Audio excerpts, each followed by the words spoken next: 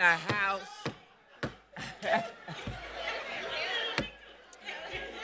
Good morning, good morning, good morning. Good morning, my name is Andrea Jenkins. I'm the president of the Minneapolis City Council, and I am going to call this meeting to order, our regular meeting for Thursday, July 20th. This morning we have one magical resolution to present, which we will do before taking up our regular order of business. And that resolution is being offered by Council Member Robin Wansley, representing the 2nd Ward.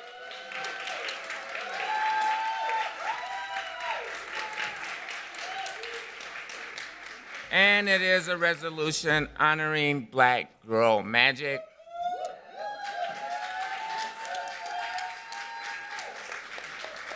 I just want to name some of the honorees: Joy Mars, Chaz Sandifer, Alberta Gillespie, Monique Fish, Rose McGee, Rosalind Harmon, Janae Bates, Karina Bowler, Samantha Priest-Stinson, Katina Taylor, Amber Z. Jones, Roxanne O'Brien, Janelle Austin, Leslie Redmond,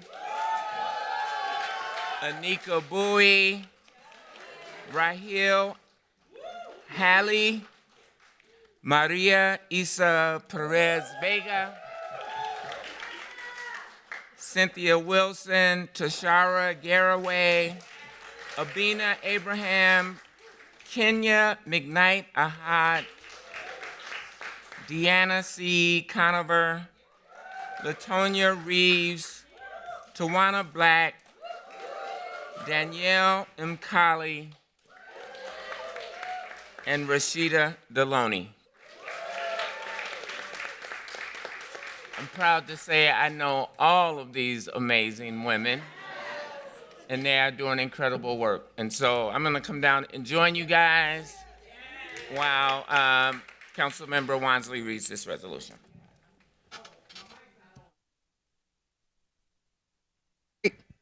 Y'all can hear me now. All right. So I do want to pre-warn y'all, I am going to be reading names again because we got a couple folks who were not named, and this is a day to honor Black women and Black girls. As I named in the invitation, Black women are the backbone of our city, in our democracy. They're at the forefront of so much change in our communities, and they often are not recognized like they should be for everything that they do, for all the labor they pour into our communities, into our people. So this morning is a day where we're gonna uplift and honor the Black women in our communities who do so much for us and oftentimes don't even get a thank you. So this is your day. And I want to also highlight, because I can't forget this piece, it's great to honor this day on the same day that Queen Beyonce is coming to Minneapolis. I'm just going to also throw out Ward 2 specifically at Huntington Bank Stadium. So I am so excited to also have our queen coming in, who is a physical representation of Black girl magic, Black woman magic, just like you all are. So that said, I'm going to have my colleagues come up to read the resolution, and then we're going to read each individual name so I can give every single one of you all a copy of the resolution. We up in here deep. I'm so excited. This is the most I think Black women have ever packed the chamber, so this is a historical day. Thank y'all for showing up.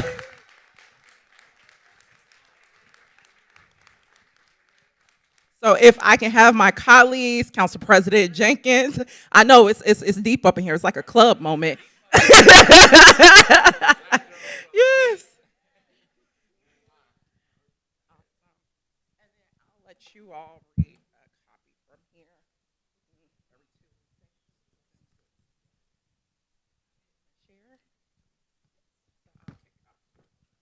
All right. So honoring and recognizing Black girl magic in the city of Minneapolis. Whereas in 2013, Kashawn Thompson created the hashtag Black Girls Are Magic to celebrate and uplift the voices of Black women. That hashtag was later shortened to Black Girl Magic. And whereas 7% of all Minneapolis residents identify as Black or African American women, and whereas intersectional systems of racial and gender-based oppression disproportionately affect the health, safety, and education of Black women, this has occurred throughout American history and persists today. And whereas, I'll pass.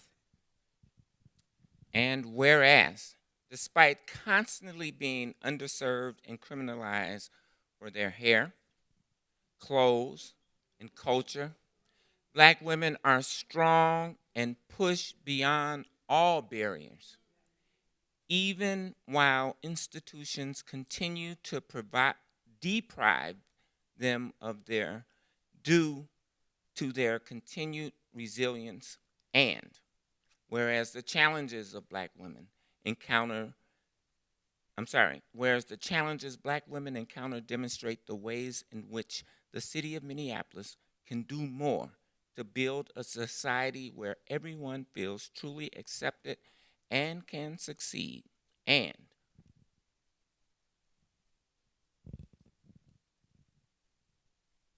whereas it is imperative.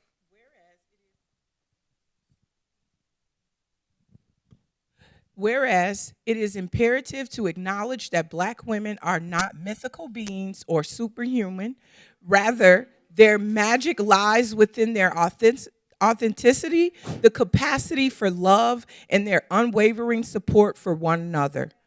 And whereas Black Girl Magic signifies the celebration of an unstoppable, unrelenting, and radiant joy that endures despite challenges, it represents making room for others while also making your place. And whereas Black women have been at the forefront of social justice movements, leading with passion, intellect, and unwavering determination, their activism and advocacy have been instrumental in driving positive change and creating a more equitable society.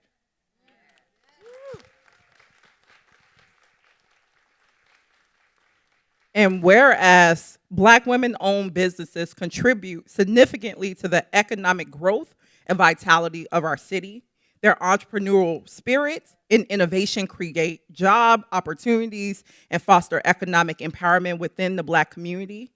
And whereas Black Girl Magic represents the celebration of uniqueness, authenticity, and self-love. It reminds us that every Black woman and girl possesses a special magic within them, deserving of admiration, respect, and support. And whereas Beyonce is an icon of Black Girl Magic, inspiring millions to be proud divas and to claim their power and beauty. And on July 20th, 2023, Beyonce will be performing in Minneapolis for the first time since 2018. Now, therefore, be it resolved that the mayor and the city council do hereby celebrate and honor Black Girl Magic and all Black girls and women in our city, and further, that the city of Minneapolis welcomes Beyonce to our city. Woo!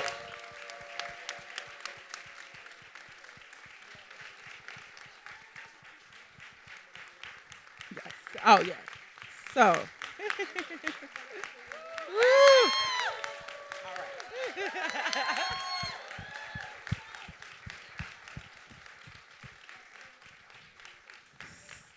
All right, so the fun part again, Council President just named all of y'all. We about to do that again, like we're at a high school graduation right now.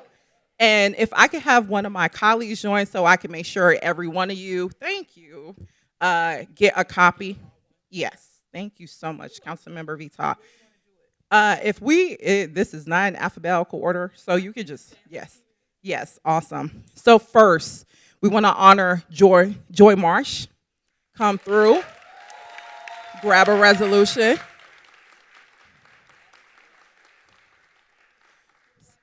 We would like to honor Shay Sanderford. please come through. We would like to honor Director Alberta Gillespie, where we're at here. Woo! We would like to honor Monique Fisher and two of our staff here. Monique. We would like to honor Rose McGee, who I believe is here. There we go, Rose. Yes. We would like to honor Rosalind Harmon. Harmon? Where we're at? Woo! My good sis isn't here today, but just for the record, we're honoring Minister Janae Bates as well. We're honoring Karina Bowler. Karina. There we go, Karina. Girl, get you that resolution. We're honoring Samantha Priest-Stinson. Where you at, girl? Woo! Come through, Samantha. I love it. You got the hoops. We're coming Beyonce ready today. We would like to honor Katina Taylor, Queen. Let's go, Katina. We would like to honor Marsha Howard, George Floyd Square.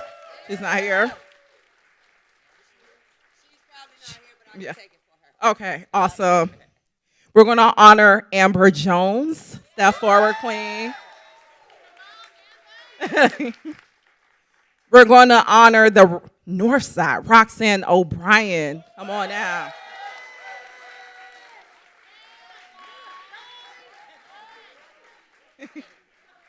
Also, another George Floyd Square Queen. We're honoring Janelle Austin. I don't believe she's here today. All right, beautiful Sunshine Queen. We're honoring the only Leslie Redmond. Come down, Queen. Come down. And I forgot to mention, and her mama. You got to honor the mamas, too. Yes. All right, mama. We're honoring you, too. Miss Vanessa Corley. Also, we got St. Paul people in here honoring Anika Bowie. Come down, sis.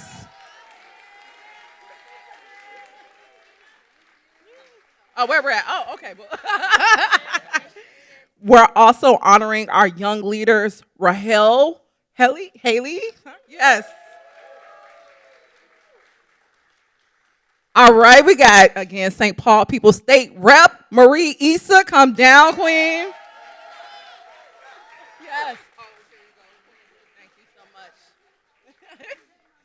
We have also Cynthia Wilson. We're honoring her today. There we go. Oh, yes. Thank you. Yes. We're honoring Toshira Garraway, sis. Yes. Also, for the public record, she's not here, but we're honoring Abina Abraham as well. Yes. We have another Northside Queen, Kenya McKnight. Come through. Kenya. Northside.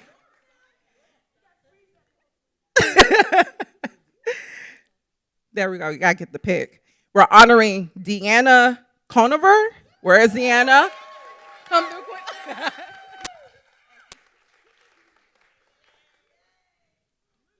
Yeah. You see, you gotta love mamas. Yes. We're honoring Latanya Reeves. Yes.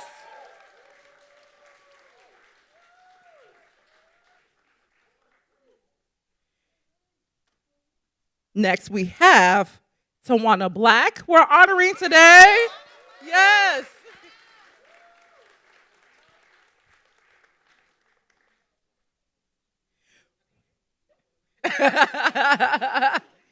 Next, we're honoring Danielle McCauley. Come down, sis.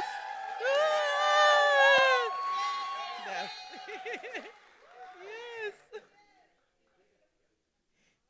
Next, we're honoring Rashida Deloney. Come on down. Yes.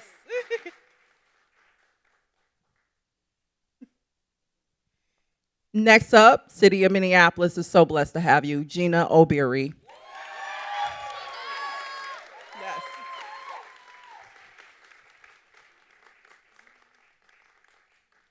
All right, we have Alicia Crudrup. Crudrup. I am messing up your last name. I am so Crudub. Parboard. I'm sorry, sis.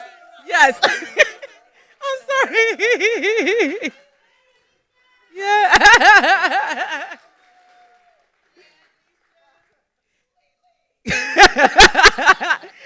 Next, we have Fahia Dale. Come on down, Fahia.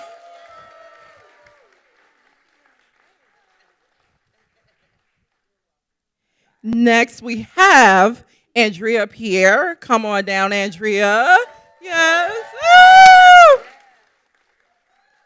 Thank you, Queen. All right, our own diva, Miss.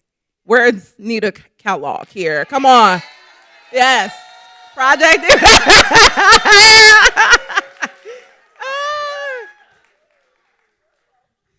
Thank you so much, Queen. Another City of Minneapolis gem. We have Marisha I'm so sorry.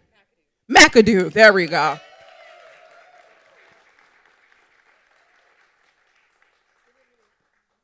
We have Rebecca Toles. I'm sorry, it's hot in here, y'all. Rebecca. Yes. We'll make sure to mail it to her, but want to honor her. We have Sega. My sis, tell me, Sega, come on down. Thank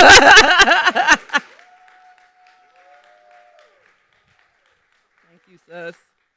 We have Britt Howell. Where's Britt? Miss Britt.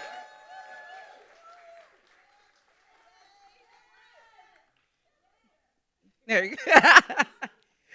Next, we have Marquita Stevens. Come on down, Marquita. We have Deandra Avery. Come on down, Deandra. If not, we will mail it to you. Thank you so much, Queen. Next, we have the Siobhan Johnson. Where we at, Siobhan? Come on, Northside. Come on, mama. Come on. Yes. Yes, Siobhan.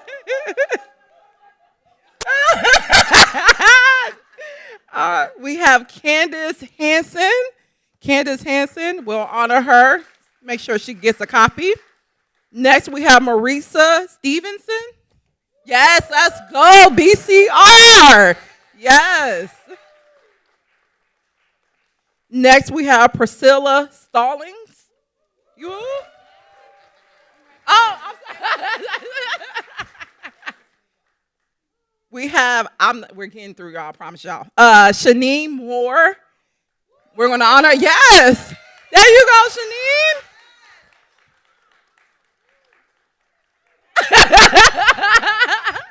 We have Helen Grebe. I'm so sorry I mispronounced your name. Helen, we're honoring her.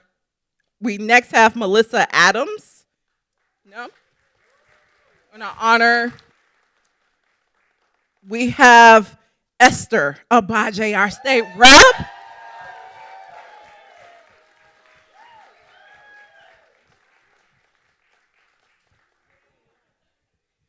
We have Georgia Forts. Thank you.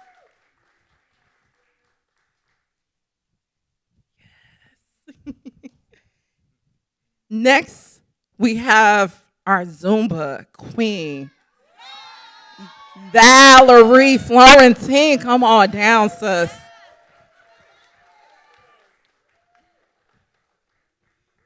Yes. And then another City of Minneapolis gem, Malaysia. Come on down. Come on down.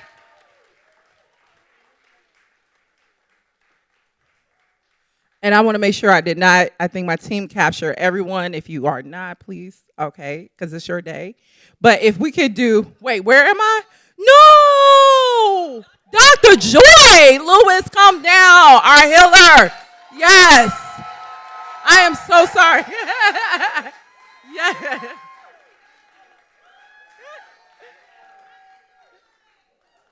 Thank My deepest apologies.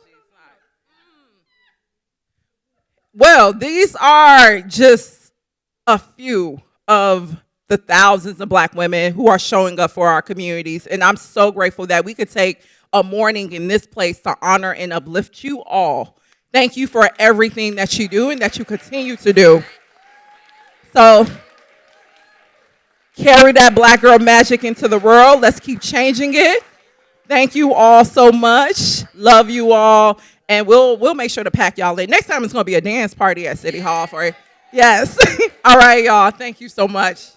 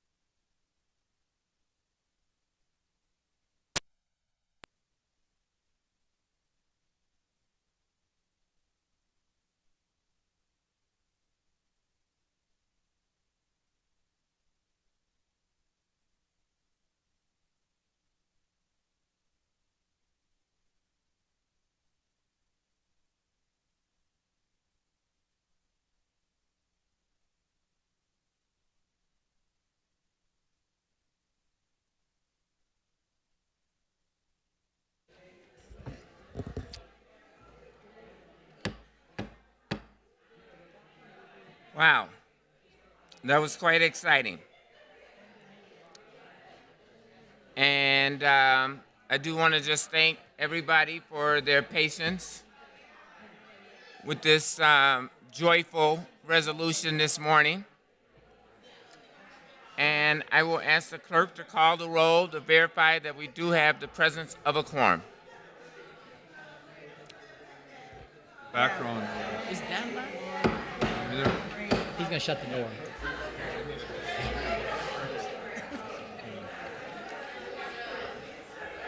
Okay, we're thinking alike.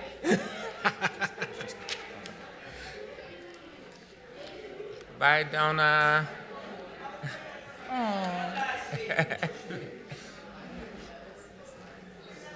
Councilmember Koski. Present. Councilmember Shugtai. Present. Councilmember Chavez. Present. Councilmember Ellison. Councilmember Ellison. Here. Councilmember Vita. Present. Councilmember Rainville. Present. Councilmember Goodman. Present. Councilmember Wansley. Present. Councilmember Johnson. Present. Councilmember Osman. Present. Councilmember Payne. Present. Vice President Palmisano. Present. President Jenkins. Present. There are 13 members present. Let the record reflect that we do have a quorum. Next, we have the adoption of our agenda. Colleagues, the agenda for today's meeting is before us. I'll ask, are there any amendments to today's agenda?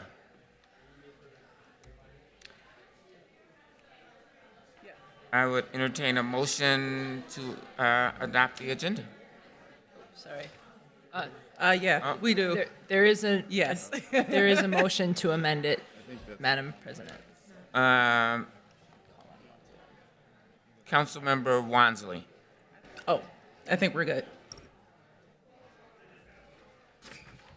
We believe it's just on the item itself, Madam President, that will be before the committee later in a report. So we don't believe the agenda itself needs to be amended, but certainly I think deferring to the author would be helpful.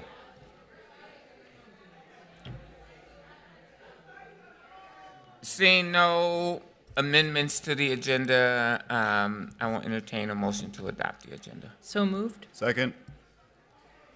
Clerk, please call the roll. Councilmember Koski. Aye. Councilmember Shugtai. Aye. Councilmember Chavez. Aye. Councilmember Ellison. Aye. Councilmember Vita. Aye. Councilmember Rainville. Aye. Councilmember Goodman. Aye. Councilmember Wansley. Aye. Councilmember Johnson. Aye. Councilmember Osman. Aye. Councilmember Payne. Aye. Vice President Palmisano. Aye. President Jenkins. Aye. There are 13 ayes. That carries and the agenda is adopted. The next item of business is acceptance of minutes from our regular meeting on June 28th. May I have a motion to accept those minutes? So moved. Second? Clerk, please call the roll. Councilmember Koski. Aye. Councilmember Shugtai. Aye. Councilmember Chavez. Aye. Councilmember Ellison. Aye. Councilmember Vita. Aye. Councilmember Rainville. Aye. Councilmember Goodman. Aye. Councilmember Wansley. Aye. Councilmember Johnson. Aye. Councilmember Osman. Aye. Councilmember Payne. Aye. Vice President Palmisano. Aye. President Jenkins. Aye. There are 13 ayes. Finally, we have the referral of petitions, communications, and reports to the proper committees. May I have that motion, please? So moved. Clerk, please call the roll. Councilmember Koski. Aye. Councilmember Shugtai. Aye. Councilmember Chavez. Aye. Councilmember Ellison. Aye. Councilmember Vita. Aye. Councilmember Rainville. Aye. Councilmember Goodman. Aye. Councilmember Wansley. Aye. Councilmember Johnson. Aye. Councilmember Osman. Aye. Councilmember Payne. Aye. Vice President Palmisano. Aye. President Jenkins. Aye. There are 13 ayes. That carries, and those matters have been referred. The next order of business is reports from our standing committees, beginning with the report from our Business Inspections, Housing, and Zoning Committee. The report will be presented by the committee's chair, Councilmember Goodman. Thank you, Madam President. The Business, Housing, Inspections, and Zoning Committee is bringing 7 items forward for approval this morning. Item number 1 is an expansion of premise for Tom's Watch Bar. Item 2 are the liquor license approvals, and 3 are the liquor license renewals. Item 4 are the gambling license approvals. Item number 5 is a commercial property development fund for a property at 1504 44th Avenue North. Item number 6 is a contract to perform critical lab testing. Item number 7 is the Deed Youth at Work Grant Award. This is accepting a $1.5 million grant. With that, I will move items 1 through 7 for approval this morning. Councilmember Goodman has moved that committee's report. Are there any questions or comments? Are there any questions or comments from my colleagues? I will just comment on the deed grant of $1.5 million that will be supporting our Step Up program, which I think is one of the most amazing programs, coupled with our Urban Scholars Program that helps to bring young students of color into this institution, but other institutions all around the city. And I'm thrilled that that is a project. And seeing no further comments, I'll ask the clerk to call the roll. Councilmember Koski. Aye. Councilmember Shugtai. Aye. Councilmember Chavez. Aye. Councilmember Ellison. Aye. Councilmember Viton. Aye. Councilmember Rainville. Aye. Councilmember Goodman. Aye. Councilmember Wansley. Aye. Councilmember Johnson. Aye. Councilmember Osmond. Aye. Councilmember Payne. Aye. Vice President Palmisano. Aye. President Jenkins. Aye. There are 13 ayes. That carries, and that report is adopted. The next committee report is the Committee of the Whole, and that report will be presented by the Chair, Council Vice President Palmisano. Thank you, Madam President. At Committee of the Whole this cycle, we had a report back on third precinct engagement. To that end, we have two items to bring forward for consideration this morning. The first is your legislative directive related to the potential for co-locating our police department staff currently assigned to the third precinct within other precinct facilities. The second is a motion by Councilmember Chavez to eliminate the current third precinct location at 3000 Minnehaha from any further consideration for a police precinct, and further that the City Council expresses its commitment not to house any police facility or functions at this site. I'll move both of those items. Second. Member Vice President has moved that committee's report. It has been properly seconded. I see Council Member Wansley in queue. Thank you, Council President. I just wanted to note for the public record that last year I led the council to allocate about $100,000 for community engagement around the future of Lake in Minnehaha, so the site that we're talking about, the old third precinct. Unfortunately, the mayor co-opted that process and engaged in a several-month-long engagement process around two options that we were told were the only two options, and I'm so proud of the community for rejecting both and allowing our leadership to come forward with another option, a third option now. So I want to just say kudos to our community who continue to be right, typically all the time. They were right about this being a false choice, and they're also right about wanting and needing and deserving to be involved in determining the future of the 3000 Minnehaha site. City leadership has assured my office that, after this long, painful process we went through, that process will not be cutting into the $100,000 that was originally allocated for the independent engagement process, and that we will start working with them very closely to make sure that there will not be further co-optation or misdirection of that engagement process moving forward. So I'm super excited to support CM Chavez's motion, and also super excited to work with our city leadership to make sure that we're rolling out that engagement process in the original intent that it was created to do by or in response to the requests and demands from the people who have had to live with the traumatic events that took place at the third precinct and even prior to. So just wanted to provide that update on that. We look forward to sharing more developments as we roll out the engagement process. Thank you, Councilmember Wansley. I was going to ask, what is that process? But apparently it is not developed at this point, so I'll be looking forward to hearing what that process will entail. Are there any other comments? I see Council Vice President in queue. Thank you, Madam President. I should have made this clear when I moved these. I'd like a separate vote on both of these items today. I want to support my colleagues here today that are most affected by the presence or non-presence of having law enforcement in their community. And this particular item, the third precinct engagement report, has a lot in it. And it mostly says that it's complicated. And I'm still taking that in. Yet, important to note here and in our discussion at Committee of the Whole was that 5 of the 6 curated demographic group conversations that were held through this process called for an increased public safety presence and services in their community. I am grateful for Council President Jenkins and her finding a third way here to at least midterm and perhaps long-term house the third precinct in a third location, and to have us really consider that very seriously here and quickly. The action to eliminate any sort of MPD presence forever from one of our city buildings forever seems to really fly directly in the face of this report and not complement this report or where we are at in that process right now. So I won't be able to support that motion today. I really want to sink into this report a little bit more.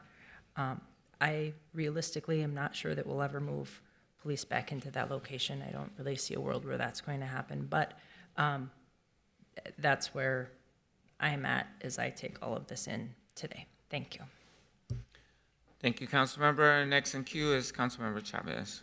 Thank you, Council President Jenkins. Colleagues, I've been able to talk to many of you about the motion that would eliminate third precinct location at 3000 Minnehaha Avenue South from further consideration for a police precinct, and further that the City Council expresses its commitment to not house any police facility or functions at this site.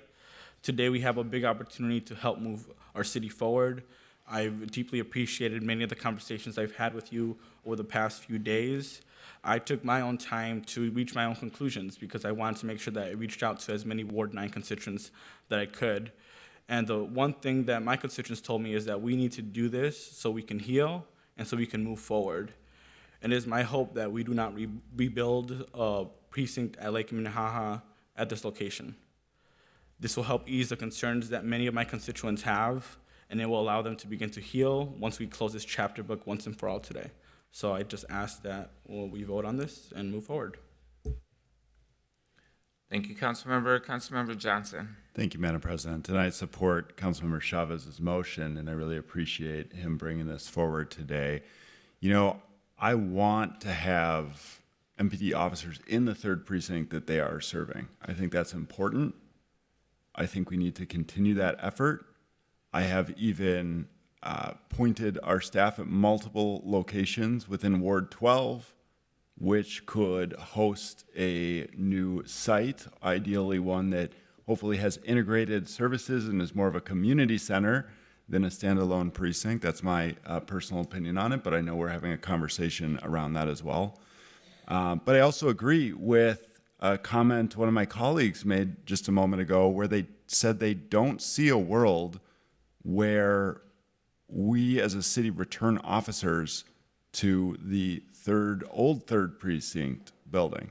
And I agree with that. There is no political path forward for that. So I don't know why we would continue to keep that possibility open when we know all of the collective trauma associated with that building and George Floyd's murder and all of the civil unrest and uprising that happened afterwards. Just the thought of it, of returning officers to that building, makes me queasy. And I'm guessing that's a shared feeling by others as well. And it's not just a building, but it's symbolic. And what would be the symbolism of returning MPD's third precinct to that building? It would be returning to the way it was, only with a new veneer. And is that the message that we want to send out to community? I know some people say, oh, it's the lowest cost option. But we all know that that's only if you're looking at this in a vacuum. And that there are oftentimes with these projects much larger costs. I remember, and Councilmember Goodman remembers this with Southwest Light Rail. I remember saying, let's go through Uptown. That's where people live. And they said, no, we can't do that. It'll set the project back by several years. and it will cost several $100 million more dollars.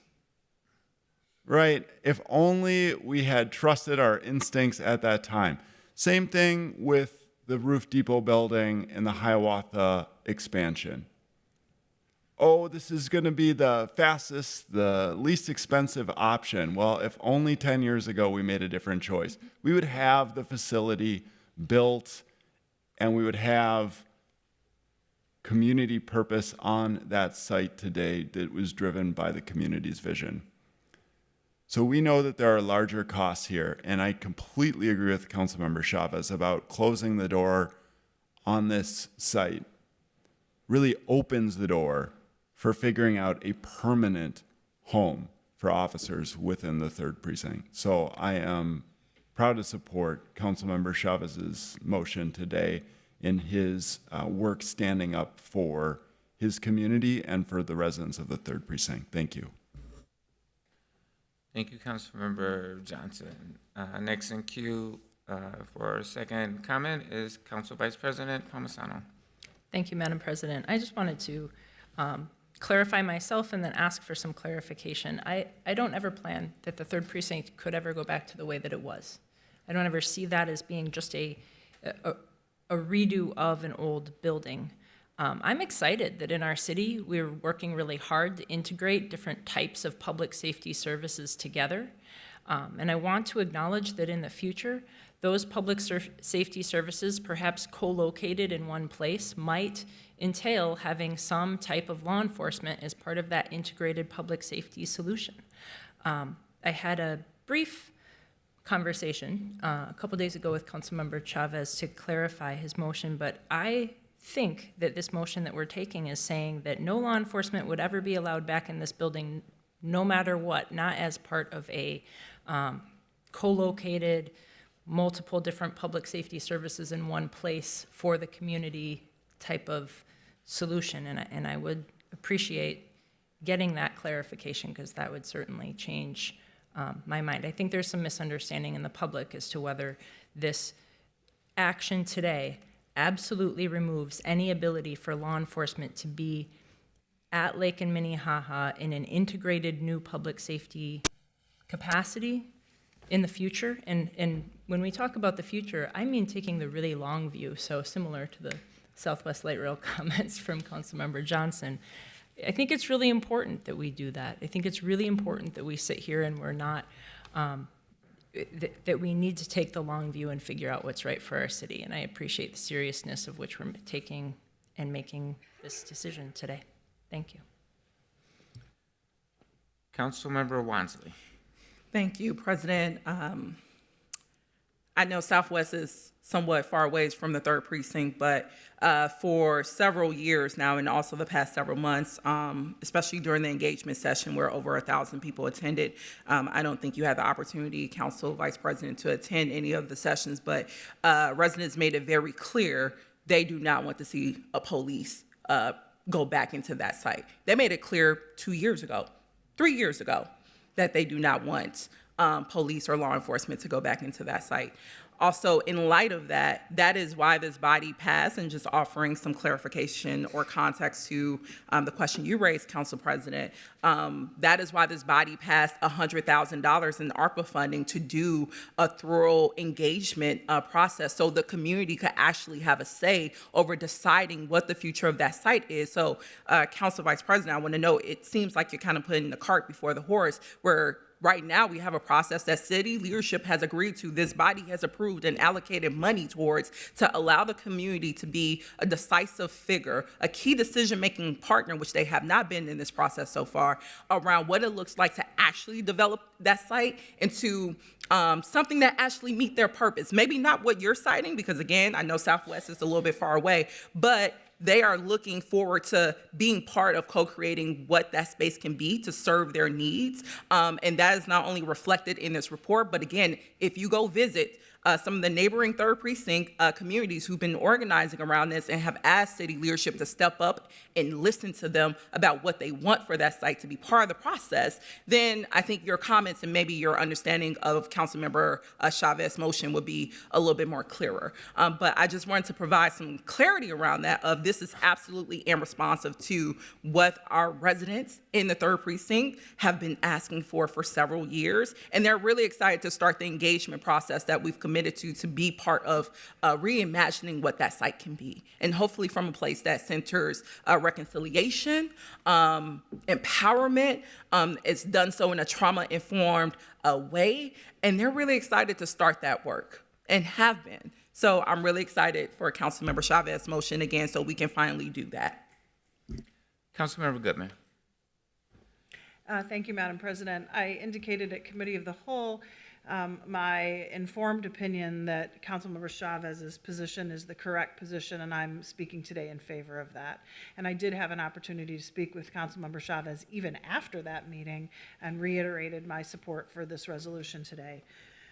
Ultimately, we need to have a different way of thinking about precincts in the city overall. And the first precinct is a step in that direction. We'll have enough space to be able to co-locate a number of services that go all the way from violence prevention to social services to law enforcement. And Councilmember Jenkins' suggestion that we move the third precinct officers to that location on a midterm basis makes sense to me because it's probably going to take several years to get from here to there. But what shouldn't take several years is to do something about the former third precinct and the way it looks in that community right now. It is just simply embarrassing as a city to have a light rail line coming from the airport into our downtown and a boarded, vacant, chained off building looking as it does in that location. That, in my opinion, says something about how we move forward. And so I think it's very important for us to take that issue on as well. I understand that people have strong feelings within MPD with regard to that being their home.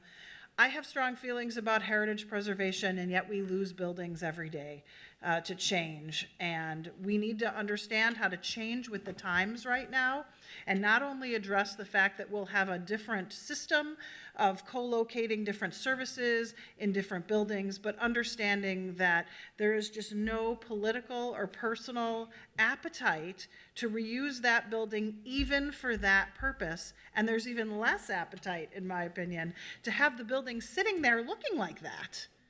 That is an example of failure. And I don't want to continue the path towards failure of allowing that building to sit like that. We need to figure out how to move forward. And we have to understand, as many of us do since we were in these jobs during that very traumatic time, that we need to take leadership now to figure out how to move on. Councilmember Chavez's motion allows us to take a position and move on and try to figure out what we do with that space that has a trauma-informed healing component. That's just the bottom line. And I do agree, I've gotten quite a bit of contact from people living in this third precinct area, and they want law enforcement. I do disagree with the idea that there's not going to be any law enforcement in the third precinct, and I see Councilmember Chavez shaking his head, so I know he agrees also. It's going to be a different kind of public safety and law enforcement, but we need that. There's no unanimity surrounding we don't want any police in the third precinct, but we're going to have to think about how we do it differently. And I think this is a really positive step forward, and I wanted to add my voice to this conversation today because I think it's time for us to move on. Thank you. Thank you, Councilmember Koski.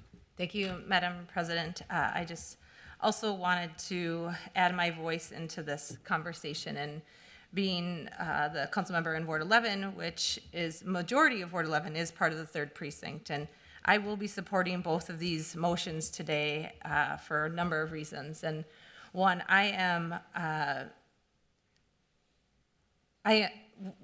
we need to move forward, as Councilmember Gooden said. We have been elected to make decisions, and the community has asked us to do that. And I don't believe that 3,000 Minnehaha is our answer for our police. But I do believe we need to have law enforcement in the 3rd precinct. And so that's why I'm also supporting the motion by Council President Jenkins, because as we reimagine what public safety looks like, this will give us more time to allow us to think about what that looks like. It would allow us to move our officers in a space that is safe, is closer to the 3rd precinct, and can still give them access in the meantime while we continue to explore this. And so today I will be supporting, like I said, both of these.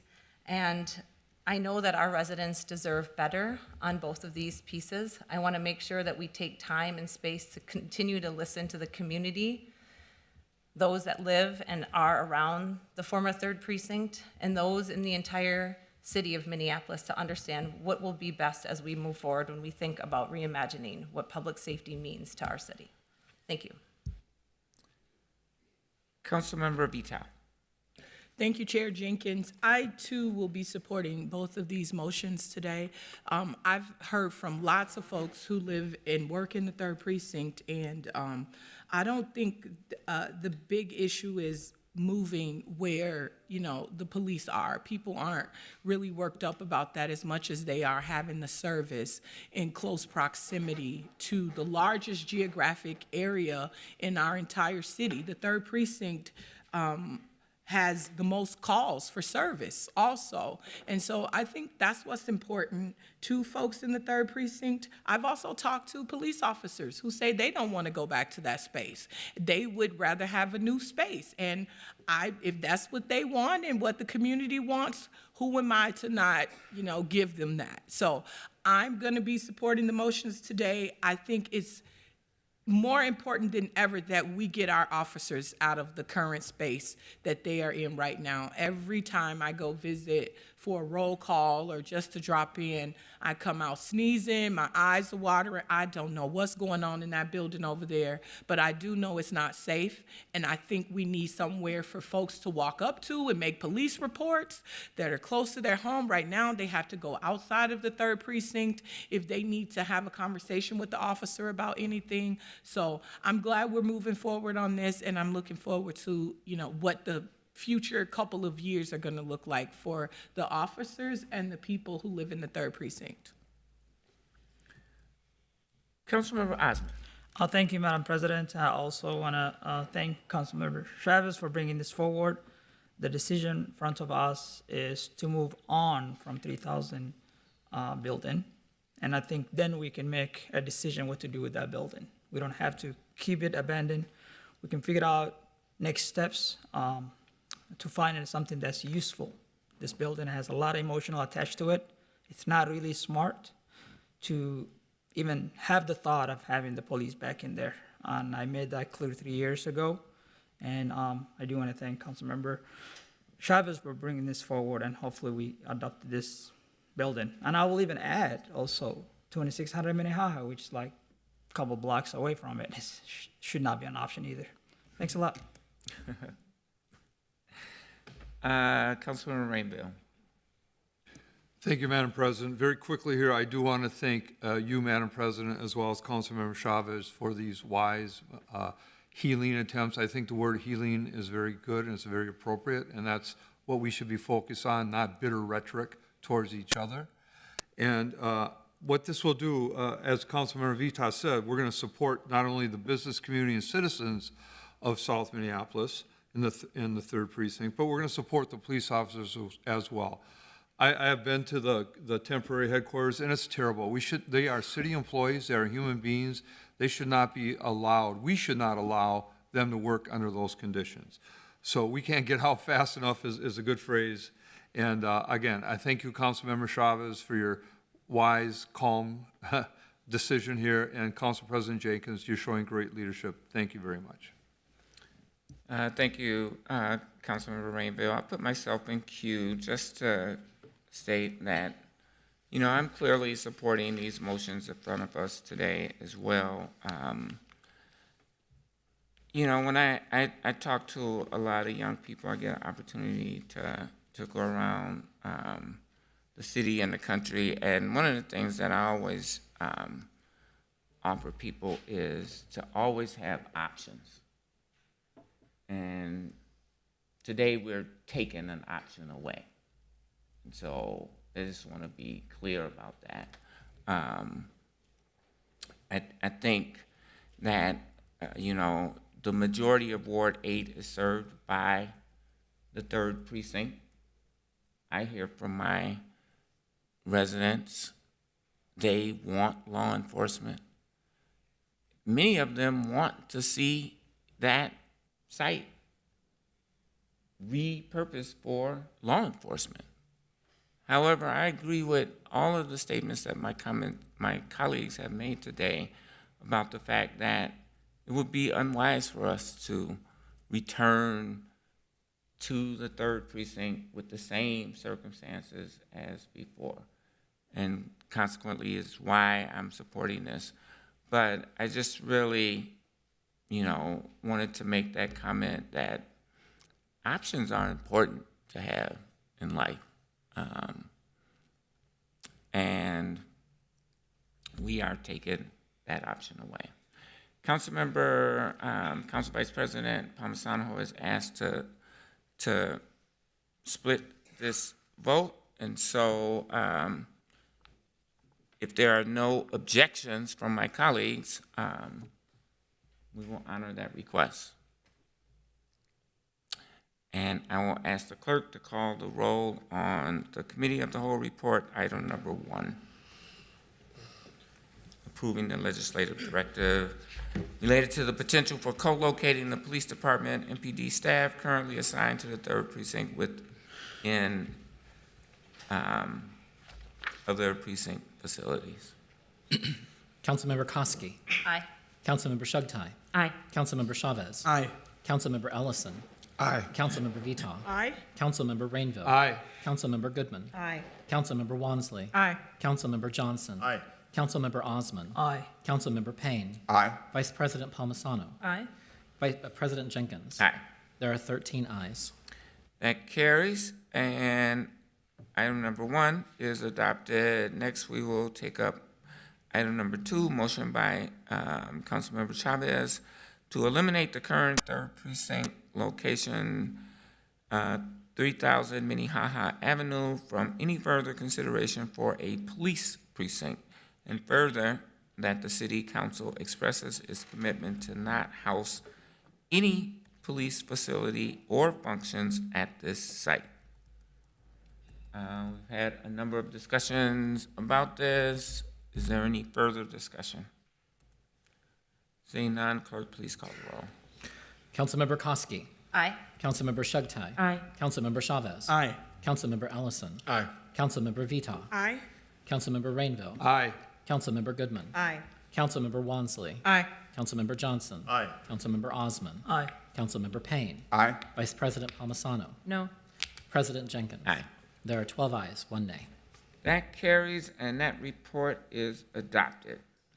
Next on our agenda is the Policy and Oversight Committee report, and that report will be presented by its chair, Councilmember Ellison. Thank you, Madam President. The Policy and Government Oversight Committee is bringing forward 13 items for approval. 1 is a collective bargaining agreement, Stationary Engineers Local 70 unit from 2022 through 2025. 2 is a state and federal funding opportunities for climate change mitigation, green infrastructure, water quality, or storm management. That's a legislative directive. 3 is a contract with Medica Insurance Company for employee medical plan services. 4 is a contract for the 2023 housing opportunities for persons with HIV/AIDS, also known as HAPWA grant funding. 5 is a contract amendment with Special School District Number 1 for election administration services. 6 is a contract amendment with Thomas & Sons for signal and pedestrian improvements. 7 is a contract amendment with Project for Pride and Living for workforce development services.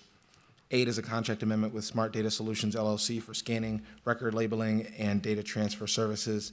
9 is a contract amendment for Police Community Chaplain Services. 10 is a contract amendment with Environmental Systems Research Institute, Inc. for the support and maintenance of the city's geographic information system. 11 is a legal settlement, Ramon Brown versus the City of Minneapolis et al. 12 is contract amendments with organizations providing services under the Minneapolis Strategic Outreach Initiative. And 13 is a contract amendment with Canopy Roots LLC for behavioral crisis response services. And I will put my name in queue because I don't want to violate quorum, but I do have an amendment for item 13 as well. All right. Are you moving this report? I will, I will move the report for approval and make my amendment when appropriate. Thank you. Councilmember Ellison has moved this committee's report. And I see there is a number of colleagues in queue for discussion, starting with Councilmember Ellison. Oh, yeah, I will pull item 13 to make this amendment. Sorry if it didn't make that clear. So, Councilmember Ellison has moved the committee report and has pulled item number 13 Yeah, for discussion. for discussion. Yes. So, I think we can take up the full report minus item number 13, which is related to Canopy Roots. And I see Councilmember Vital in queue. Yes, thank you, Madam President. I'd like to take a separate vote on item 12, just the item number 3 in 12, so 12.3, please. So Councilmember Vital has asked for a separate vote on item number 12.3. And seeing no objections from my colleagues, we will honor that request. Next in queue is Councilmember Rainville. Thank you, Madam President. I've had a chance to speak to a few of my colleagues about this, but I am not going to vote for anything on item 12 today. I am all for unarmed public safety response. I think these programs are great ideas. We're seeing some results, but there is no, in my opinion, there's no accountability. I'm not seeing metrics. I'm not seeing transparency on these reports. And in particular, I need help in my ward. I've talked to the staff. I've talked to Dr. Alexander. I've worked with the mayor's office. I'm not getting results. The people in my ward deserve to have non-armed public safety as well as other areas of this city. So as Dr. Affatelli said, prevention is very important. These are preventative measures.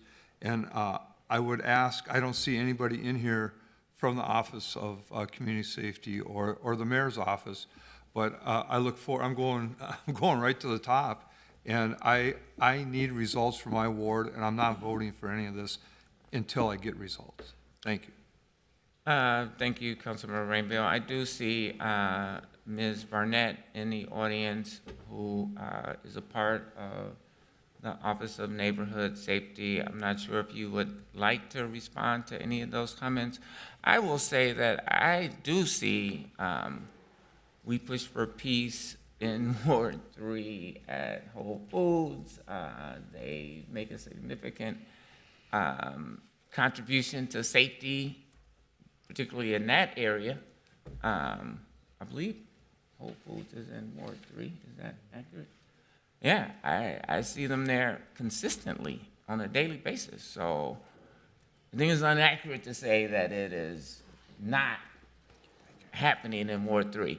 I will invite Ms. Barnett to comment or respond to some of those inquiries.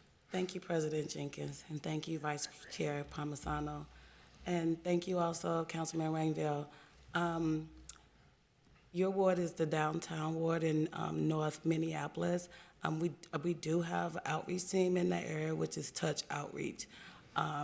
As of November the 1st of 2022, I have designed a database. I have worked with our analysts and our epidemiologists that's actually assigned to the Public Health Department to actually get a database and make for sure that all of our teams actually have to report on a daily basis when they out there canvassing, because they are subject matter experts in their own area with their own field.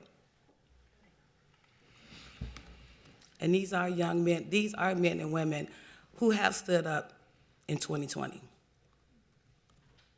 And they did say they stood up and they made for sure that our community came with something different because we was mandated by the community and by elected officials to do something and bring forth another evidence-based strategy for the residents of Minneapolis. And this is the evidence-based strategy that we have, and understanding that it does need to be tweaked to make for sure that it fits every city. Cure Violence, who is this model is under, have that awareness, and they have been our TA provider. That was one of the reasons why we also got picked up by the White House in 2021 for 2022. And just looking forward to making for sure that we do public safety in a more comprehensive way for all of our residents here in the city of Minneapolis, and how we move forward for 2024 and beyond. Thank you, Ms. Barnett, for those comments. I will also note that I think we just hired a new director of the Office of Neighborhood Safety who has significant experience in evaluation and oversight, and we hope that she's going to bring that experience and those metrics to this process to be able to understand some of the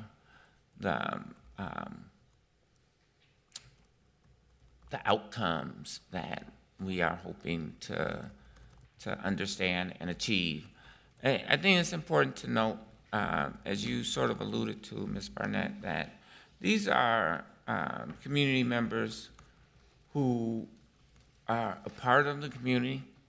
They have offered themselves in these spaces that really are challenging community spaces where violence is imminent, where violence has occurred. They deal in very traumatic situations, and it's in the moment. And so it is incumbent on us to help to create those evaluation tools and metrics and insert that into this process so that we can better understand the outcomes that people are seeking. So thank you, and I think next in queue we have Councilmember Osmond. Thank you, Madam President. I do want to talk about item 12, just the topic you're talking about. My experience 3 years ago, this program has helped see the Riverside. We have Metro Youth Diversion there who does a phenomenal job. These are 14 guys that are walking around talking to the youth that are standing around. When you talk to them and have that one-on-one conversation with them, all they really want is assistance and help. And they want to be housed. They want to be able to find resources to see a doctor, have a expense on their background, and so on. So these are community members that are talking to other community members. We're not sending police, but we're sending individuals that used to be on the streets themselves, that better themselves, and now they're talking to their brothers or sisters that are out there. This program had huge positive in the community. They were highlighted for many meetings on the council. Even their leader was invited on the White House last year, or this year, beginning of this year. So I fully support this, and we should continue supporting and finding an alternative way of policing. And this is one of the programs that have worked in the city. They're there 4 days a week. I have seen them on Lake Street. I've seen them on different part of the community. And the folks that are talking to, walking around talking to, are from the community, and they know the community better than anyone else. So I fully support that. And also item 9, this police community chaplain services. I like to see more diversity and more inclusion with other faiths in that contract in the future, hopefully. Thank you. Councilmember Chavez. Thank you, Council President Jenkins. I'm glad to have worked on this with Commissioner Cedric Alexander and the Office of Community Safety, and I appreciate all the work that you have been doing, E. I think it's incredible. It's work that is needed and has been asked for here in the city of Minneapolis. It's a major investment in our comprehensive public safety system, and it adds more personnel to do a lot of work on the ground that can prevent critical violence from happening in the city of Minneapolis. This is work that I did want to let my constituents know that it's going to be on East Lake Street. You know, Councilman Osmond talked about on East Franklin Avenue, Cedar Riverside, 38th Street. But it goes farther than that. It's actually going to go to your ward, Councilman Rainbow. Touch Outreach does a lot of work in your ward, and the approval of this contract is going to go to downtown as well. Like that's part of the work. It's part of North Minneapolis. This work is citywide, and it's important. And when we talk to the chief, when we talk to Inspector Gomez, they even tell us that this is work that they need support in because they can't handle every single call that they get, and they need different methods of public safety for different calls for service. I had a big transit safety and livability conversation a couple months ago in my ward to talk about how we can help make sure that Lake and Hiawatha is safer and that transit ridership continues to go up, and that our residents do not feel scared when they're riding transit. And part of the conversations that happen is how do we make sure that our transit system is safe, and this is part of that work, that it can make sure that kids from South High School, some that have been shot at, people that are on the street struggling that need services, people that need to have Narcan to get preventive methods of overdoses. This is the work that is happening, this is the work that it does, and this is the work that is needed to be done. So I just wanted to mention all that. I also literally saw someone get shot by the light rail system. And what would have happened if we would have had more services to have maybe prevented that from the future from happening? What would have happened if we would have had people that knew how to de-escalate situations before it got to that point? And this is why I'm very proud of this work and proud of your office for bringing this forward and making sure that we can keep a lot of our areas that need safety and a comprehensive public safety approach done. And this is how we get there. So I just also want to mention you, Councilor Mayville, it's going to be in downtown too. So this is part of that. I know that they show up to the Warehouse District Live. They do those things, and would ask for your support on this too.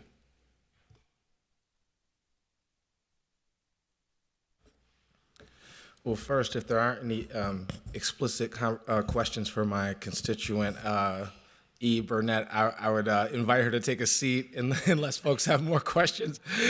Y'all got Ward 5 residents just standing up here at the podium. No,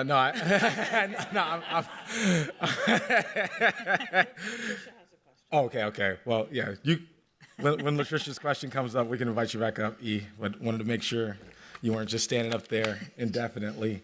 I am gonna explicitly ask all of my colleagues, understanding their concerns, I'm gonna ask all my colleagues to support this unanimously, and I'll explain why. I think that I've had a lot of conversations with a handful of my colleagues who are really critical of this program, and I think criticism is valid. All criticism is valid. We work in this system to be critical and to improve our systems, and I've been able to have especially a lot of conversations with Councilmember Vita about some of her critiques of the program. And while I don't share those critiques, I think that it's really important that we improve and address those critiques. Otherwise, because I think that this program's existential future will probably require Councilmember Vita and other support in the future, right? And so we've got to address them. But I also want to say that give a little bit of context about this program.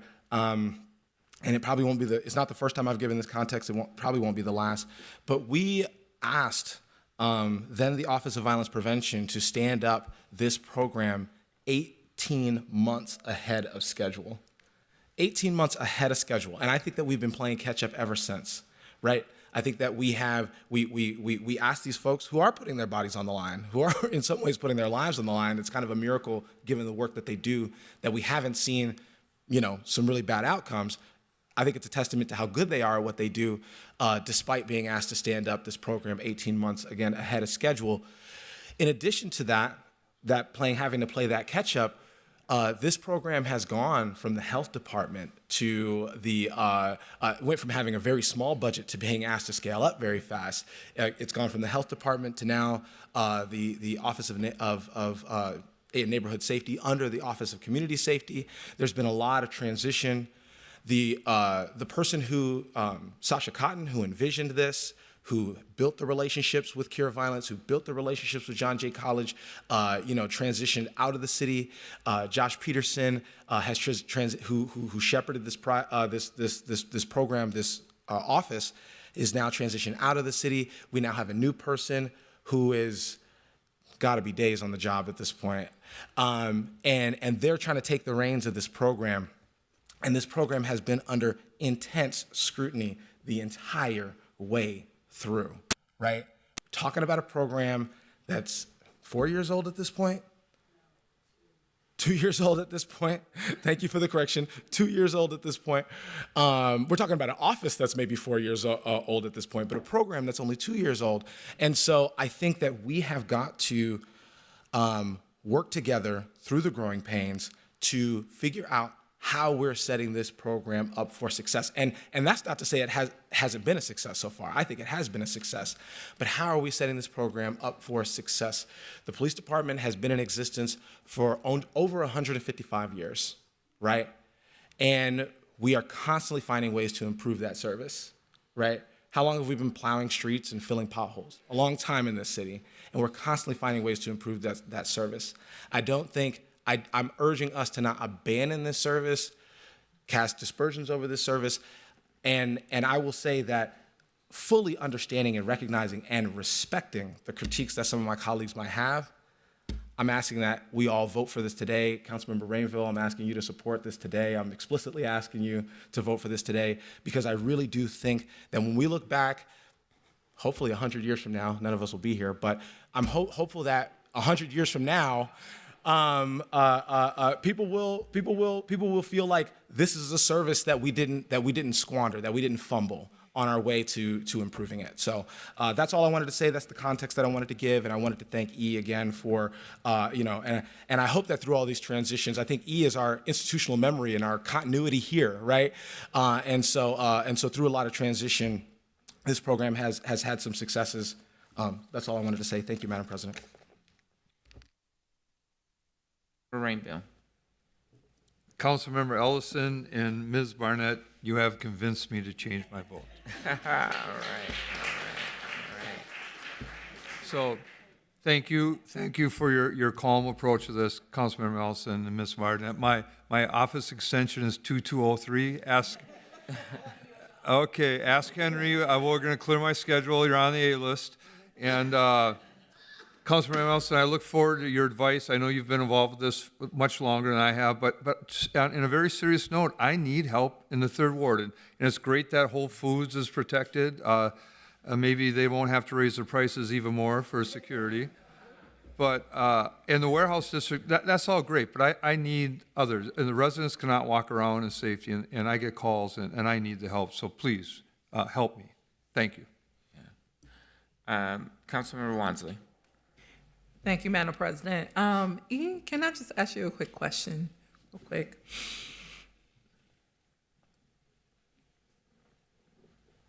Welcome, Ms. Barnett. Thank you.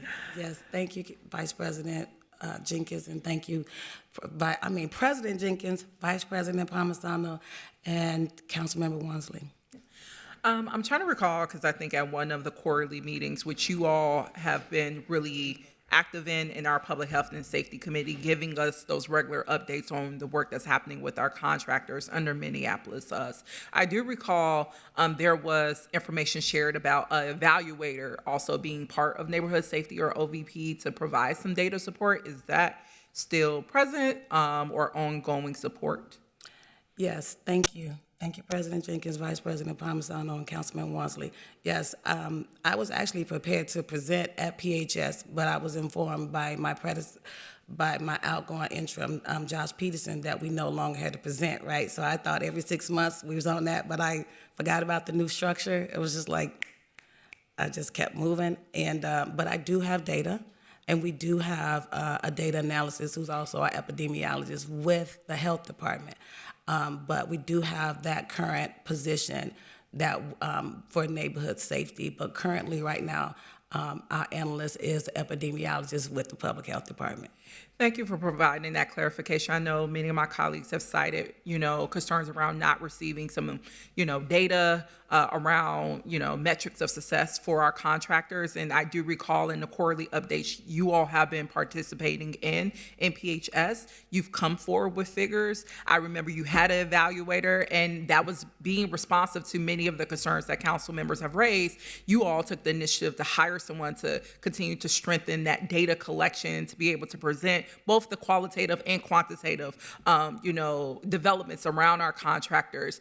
So I want to highlight that is a current staff position within neighborhood safety. So if there's colleagues who would like to have certain, data points pulled, maybe Councilmember Rainville for 3rd Ward, we have someone who can provide that. And I look forward to also seeing you all be back at PHS, because you all, again, come forward with such a thorough presentation consistently to try to mitigate many of these concerns around, are you all really effective? And I love that you make sure to include our actual contractors, who I will name out of all of our public safety services are the most diverse in terms of workforce, and they have spoken with such deep passion about why they continue to do this work, why they show up in the midst of bullets flying, when they show up when people are crying and grieving, to intervene in situations. Thank you for allowing them to speak for themselves around why this work is so meaningful and what this partnership means for our overall public safety system,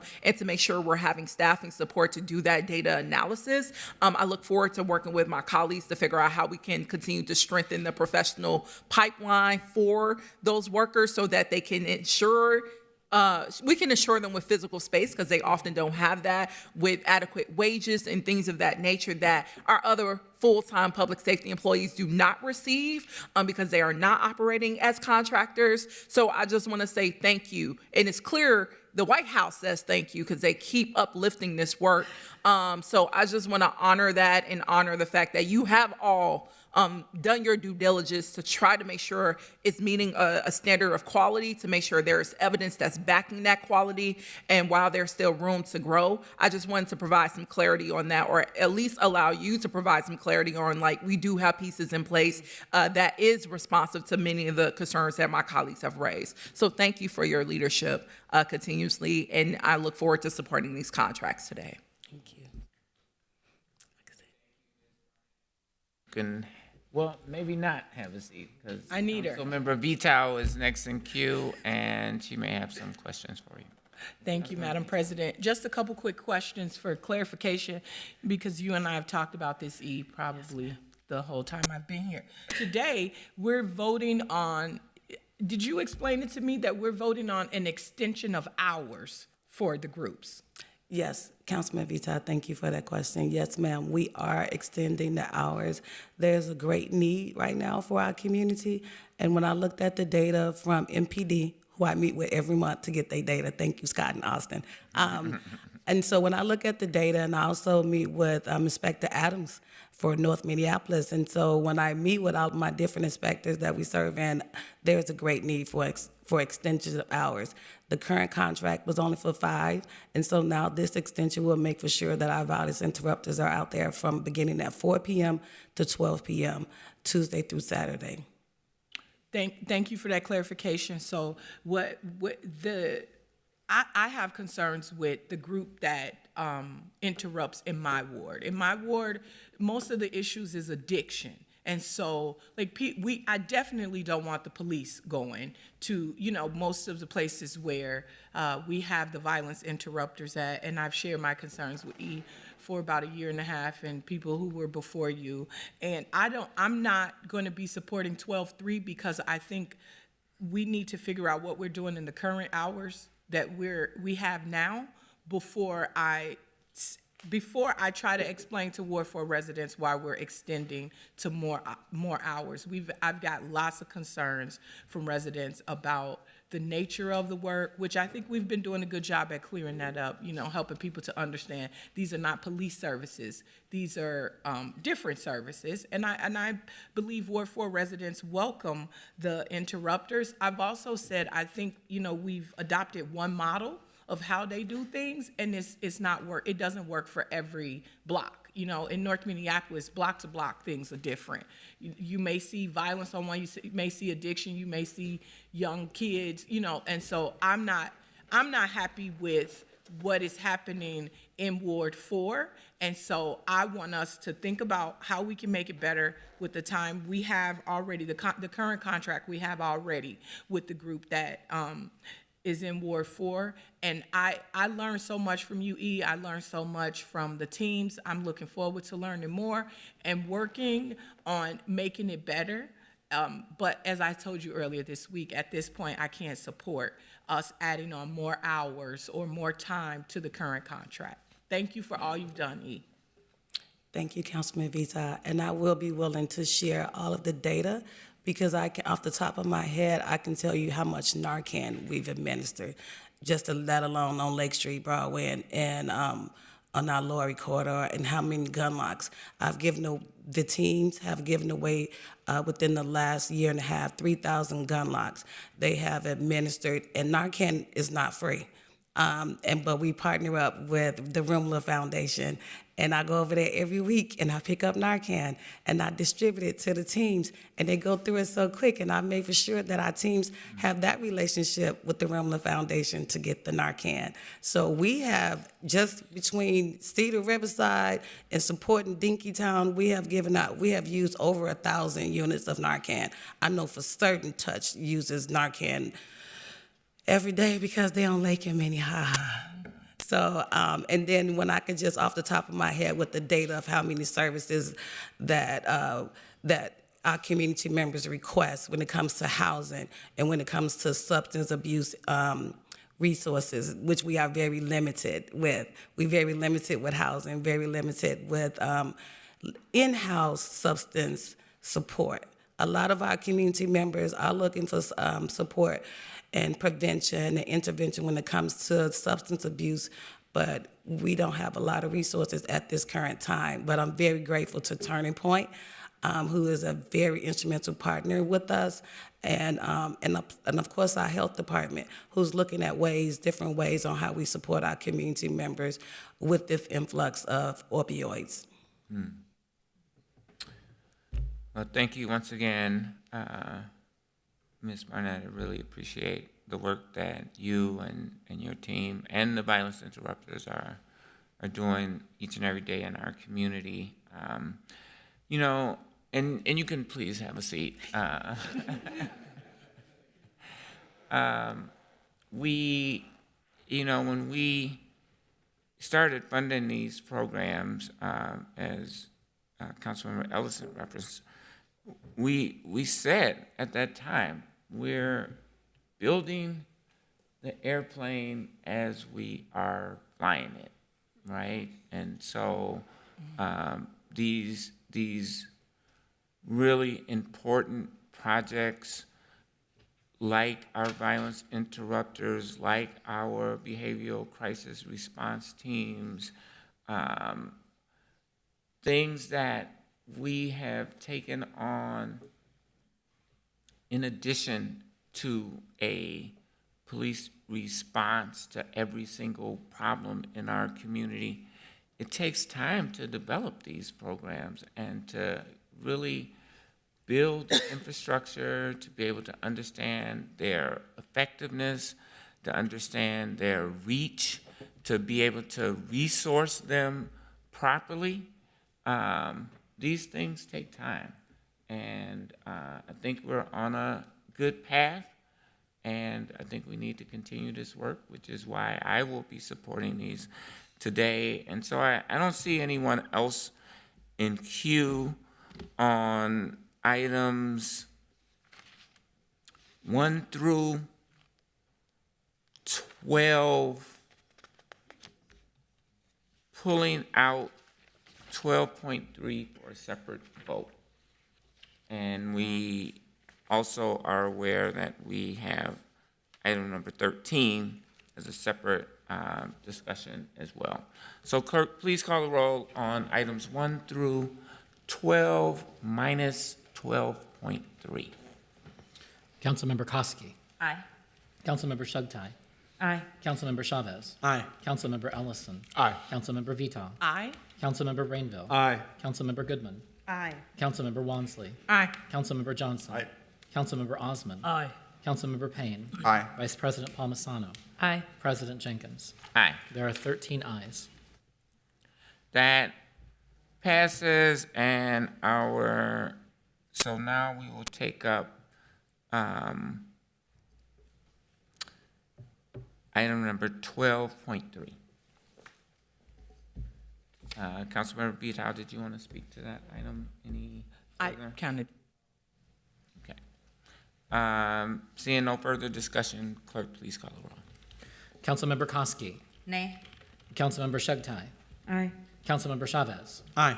Councilmember Ellison. Aye. Councilmember Vita. No. Councilmember Rainville. No. Councilmember Goodman. No. Councilmember Wansley. Aye. Councilmember Johnson. Aye. Councilmember Osmond. Aye. Councilmember Payne. Aye. Vice President Palmisano. No.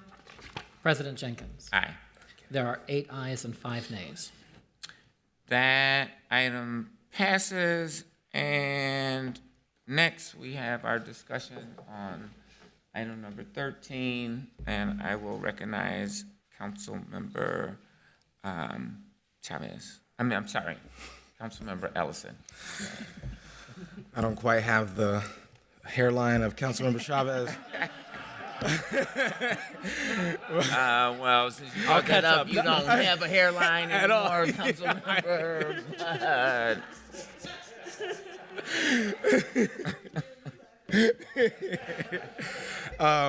Thank you, Madam President. I would like to make an amendment to item 13. I believe I sent this to you. I made comments at the POGO committee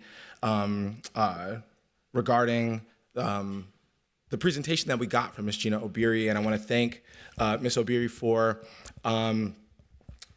laying out the contract, the service, and offering that the staff recommendation was that we continue this for an additional year, more than was reflected on the item. And so in the moment, I didn't exactly know what that would take or what questions that we needed to pursue, but I did take the staff recommendation seriously and was able to do some follow-up on the item. And so so I'll read the amendment. I'm moving to amend the contract with Canopy Roots LLC for behavior crisis response services to read as follows: authorizing an increase and extension to contract COM 0003838 with Canopy Roots LLC by $1,450,000 for the August 2022 through August 2023 term, and by $2,900,000 annually for the August 2023 through 2024 term, and August 2024 through August 2025 terms, for a new contract amount not to exceed $19,250,000 for behavioral crisis response team services. There are a lot of reasons that I think this is a good idea, and I want to thank Ms. Obiri and Heather Johnson for helping me sort of come to this conclusion and make this amendment. The team has been in a pilot phase, but I think that the demand and the appetite from community is moving faster than our original sort of plan for how we were going to roll this out. And I think that it is important for us to sort of to be adaptive and be nimble and to move along with community. In addition, this contract has been managed by PMI, and is going to be transitioning over to ONS. And I think that in that transition, we need to ensure a certain level of continuity, a certain level of consistency. Our community, our service provider deserves that. The community deserves to know that this service is something that the city is taking seriously. And we know that we're welcoming a new director of neighborhood safety in Luana Nelson Brown, and as stated before, Ms. Brown has days on the job. Director Brown has days on the job, and I think is going to need time to understand her new department, understand this contract, and I want to ensure that we're setting everyone else up for success as we go through all of those transitions. And so there were some questions about, my main concern was having to come up with a dollar amount in order to execute this extension. But staff reminded me that we actually have already budgeted for this multiple years out, and so the money is already there, and that's reflected in the amendment that's before you, and so. I'm offering to extend this to August of 2025 instead of August of 2024, and I hope that my colleagues will support it. I'll stand for any questions, and staff should be in the room if there are any additional questions. Thank you, Councilmember Ellison. Next in queue is Member Wansley, who is co-author on this amendment. Thank you, Madam President. I am so proud to co-author this motion with, or amendment with CM Ellison as well as Payne, because I believe that if we say we support something, we show that through action and dollars. BCR has proven to be a huge asset to our public safety system, and since its launch, this program has proven to be an extremely positive addition to our overall comprehensive public safety efforts. And while it's great that BCR has also garnered a great deal of support from residents and the general public, I will name, and this has been documented in presentations and recent Star Tribune articles, that support has not been matched fully within city leadership. And, this is the time where we should be making sure that BCR has every administrative resource or the dollars that we've already allocated. Those things should be made available and accessible without any obstructions or prohibitions to make sure that they can both do the work they need to do to expand, which I think this is what our general residents want to see happen, but most importantly, continue to be successful. So this 2-year extension that was recommended by Gina Orbiri, our program manager, during POGO's presentation on Monday is reflective of that. And I look forward to working with my colleagues to develop pathways for us to ensure that there's more permanent solutions towards supporting this crucial program. I also want to name, just knowing the retaliatory culture of this place, I just want to say thank you to our staff for sharing those challenges. It would not be surprising to me if you got a stern talking to for it. So I would encourage this body also to do everything possible to ensure that we talk a lot and a great deal about supporting our employees. Our employees should also be supported when they speak very honestly about the challenges they're experiencing in their work, and should look to us as advocates, and again, to remove those barriers when they're not justified. So that is the epitome of supporting our workers too. So I will hope that we do that as we continue to meet the challenges that's been raised, and this is one action step we can take to ensure that this program continues to be accessible for so many of our residents who are excited to see another option they can have when they call 911 and when they're in distress. So thank you so much again for Gina's leadership. Thank you so much for my colleagues and co-chair, Councilmember Ellison and Payne, for helping lead on this work.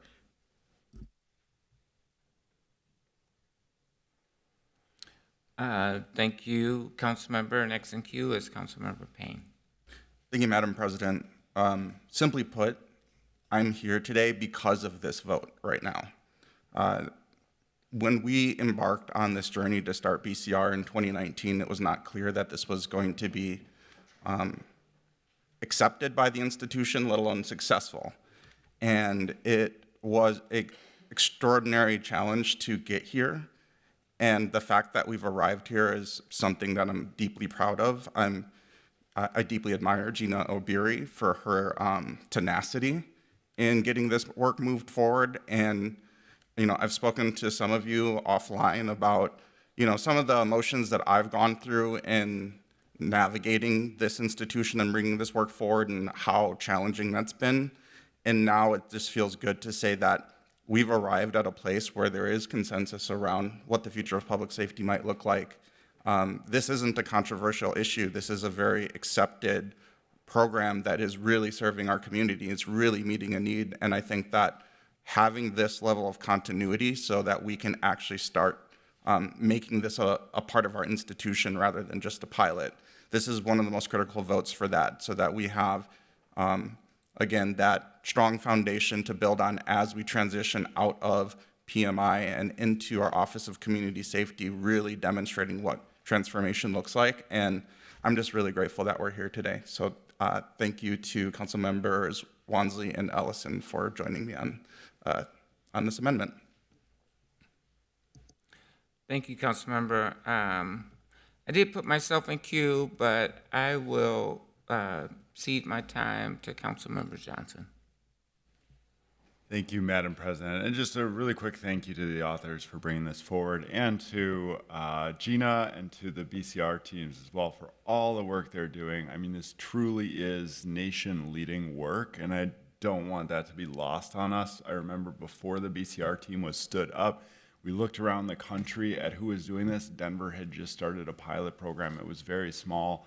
And at that time, they hadn't even handled close to as many calls as this team has already handled and done so successfully. And I continue to hear again from MPD, them saying, wow, what great partners. We're so glad that this work is going on. I totally agree with Councilmember Wansley about this is where we put the city's money where its mouth is on this. This is a very valued program, clearly a huge success, and deserves that ongoing investment and commitment. So again, thank you so much for all the work that you have done serving our communities.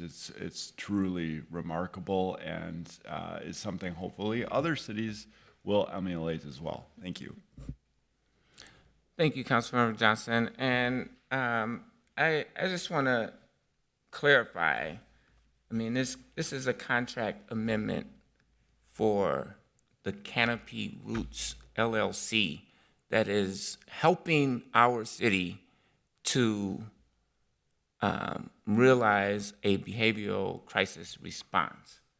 So the city is committed to a behavioral crisis response.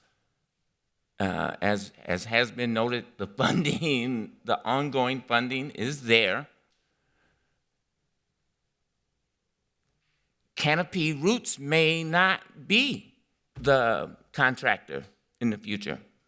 And so just because we're kind of conflating whether or not we will have a BCR response team with amending this contract.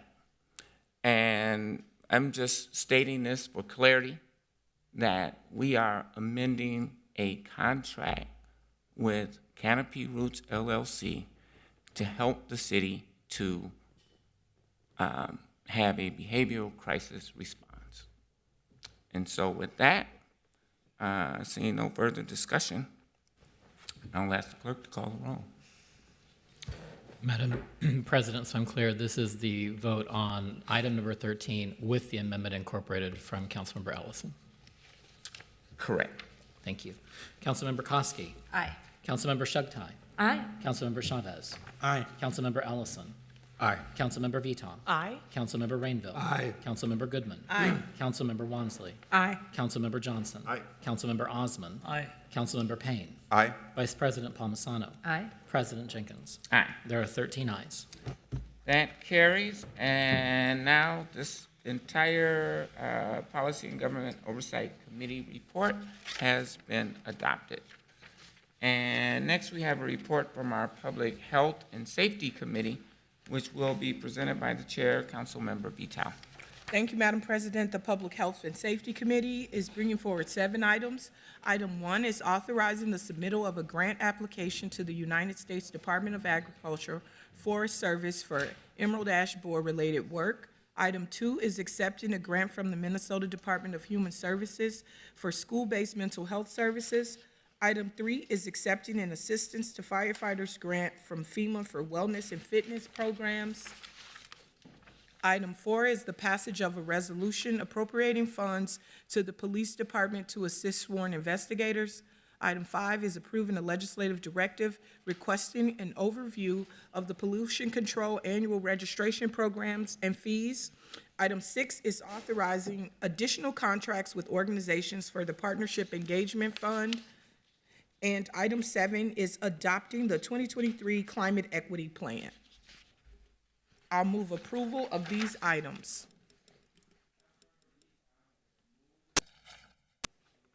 Or, is there any discussion? Yes. Councilmember Goodman. Thank you, Madam President. Would you like to pull the climate equity plan for discussion, or do you want us to just comment now?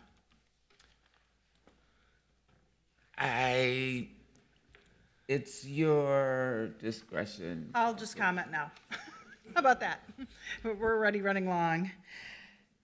I heard an astonishing statistic this week that 15 of the warmest days on record in the world history have happened in the past month. Let that sink in for a moment. And I thought when Councilmember Ellison made that funny comment about 100 years from now, maybe he wouldn't be here, I kept thinking maybe none of us will be here if we don't do something urgent as it pertains to climate action. And so today's action is, I would say, so much further reaching, so much further thinking, and so much more assertive than the original climate action plan that we passed, which in its time was a bold move. But what's happened is climate change has become more bold over time. And I think we are an incredibly blessed city to have staff members who have worked with advocates who care more about this issue than almost any other, and we're able to make the vision of climate action a reality within this climate action plan. The city has worked around the edges and done some bold things over time, but nothing like this plan and the way it prioritizes people who have been most negatively impacted. Some of my constituents, but mainly not.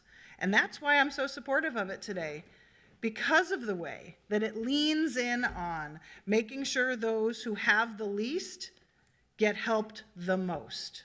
And I found through my conversations with my own constituents, including people who live in the neighborhood that I live in Bryn Mawr, that they didn't even know it was something that we needed to do as it pertains to weatherization. They had no idea that was even a thing. And so while we're working towards making these kinds of changes, we really need to spend some time educating the public who have not been following this issue on what they can do and how they can step forward and join the city and other governments that have moved forward on climate action. Clearly, we're not going to see leadership that is as passionate and forward-thinking as cities. Cities are really the place where this work is happening. And I know that the good folks that work in the sustainability department feel like their work is always secondary or tertiary, actually, even to the various crises that have come up in the city over time. But this action today acknowledges the work of the advocates, and most importantly to me, acknowledges the work of the staff who have listened to what the public have to say and have brought us something very bold to vote on. Ultimately, all of this document is setting out a very bold goal that we have made the determination that we are going to fund with millions of dollars, with information to come in the next couple of weeks. I have the good fortune to partner with Councilmember Chugtai on the Clean Energy Partnership, and I think we're making great progress there too. Many of the things that we have suggested, the utilities have agreed with, and some they have not. Many of the things we want, the Public Utilities Commission has agreed with, and disappointingly, some have not. But that has not deterred us from moving forward, because ultimately, in the past month, we've seen the warmest 15 days in the world's history. It is unavoidable, and we need to address it now. This action takes us forward. Thank you. Thank you, Councilmember Goodman. We have a number of colleagues in queue. Councilmember Chavez. Thank you, Council President Jenkins. I am super excited to vote in favor of the Climate Equity Plan. It's good to see the deep investments in the South Side and North Side green zones from this work that will help address some of the decades long of pollution and environmental justice here in the city of Minneapolis. I look forward to work with my colleagues to make sure that we can get that dedicated fund done, just like Councilmember Goodman is talking about. But I did want to see if staff, all the people that worked on this, could stand up today and wave your hands and stand up. I want to...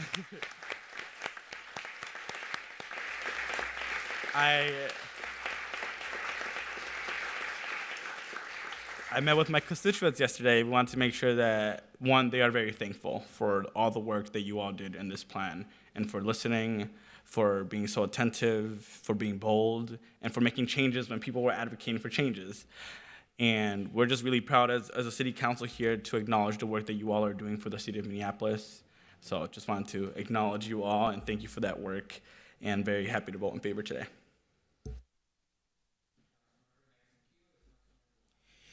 Thank you, Madam President. I also want to uplift our community partners who have been consistent and dedicated champions, especially with the People's Climate and Equity Plan that I think was really foundational for us to get to today's vote. You all organized thousands of folks to keep pressure on us and our staff to deliver a bold climate justice plan that will tackle the catastrophes we're enduring, as Council Member Goodman raised, with some of the worst air quality in recent years. We already know these realities existed. I just want to acknowledge in some of our most diverse communities in North Minneapolis, also in South Minneapolis, so many of our green zones, which are also recognized in this plan, and the ways in which we have, through city planning, concentrated pollution in those communities and the devastating impacts it's had for our Black and Brown and Indigenous residents and youth. So I'm glad that there is a centering of that. I also will note, some of the comments that or feedback that I work with staff to provide that I was really excited to see be taken into account was a timeline being added to this plan, specifically a timeline for the first 12 months of phasing in. Originally, there was a clause in there that said within 5 years, and community members raised the fact that climate change can't wait 5 years, is already happening now. So I'm glad to see more concrete deadlines being added. I'm also excited to see that department leads were added so that there's clearer lines of authority of who's taking ownership of this work and doing so in collaboration to move it forward. And also adding a strategy that included our unions, because we know our unions are going to be so critical in building the green workforce that we need to support a bold plan like this. I also want to know, in light of that, I did bring 2 motions that I'm glad my fellow colleagues supported in PHS. One adds IGR, our Intergovernmental Relations Department, as a partner on several strategies. So we're doing this work in collaboration with our statewide leaders, who also passed a really bold 100% climate action plan just this past legislative session. The other also provides clarity of bringing our CPED and regulatory service department into the work around working with our businesses and other commercial properties as we also include them in this necessary work. I also want to highlight, as Council Member Goodman emphasized, that such a critical piece of this plan being successful that you all have raised is funding. We can't do any of this work without adequate funding. And you all created the total price of, it's going to cost several $billions to execute this. So that means we need to be bold as the purse holders of the city to deliver the coins needed to make sure we're doing this work effectively. So while I'm glad to hear that there's going to be more details around dedicated funding towards the climate initiative or climate legacy initiative fund, I also want to note that our offices, or my office, is going to be working with our staff to ensure that our pollution control annual registration, so PCAR fees, are going to be updated to accurately recoup the city expenses on existing and emerging pollution control programs, because we need to start doing better at holding corporate polluters accountable in our city for the damage that they do. Next is also working with our statewide legislators to expand municipal authority towards collecting fees for the social cost of carbon. Again, looking at those corporate polluters and figuring out ways we can garner revenue through those streams. And then I'm really excited and thank my colleagues for approving a legislative directive that our office authored to give council and the public an overview of what state funding and federal funding opportunities are coming down the line for us to apply to supplement the contributions that Mayor Fry, I believe, is making to the Climate Legacy Initiative fund, so that, again, we can have all the resources possible through a mixed funding approach to really implement this effectively and successfully. So again, I just want to say kudos to MN 350. If you raise your hands, do a round of applause for yourself for all the postcards.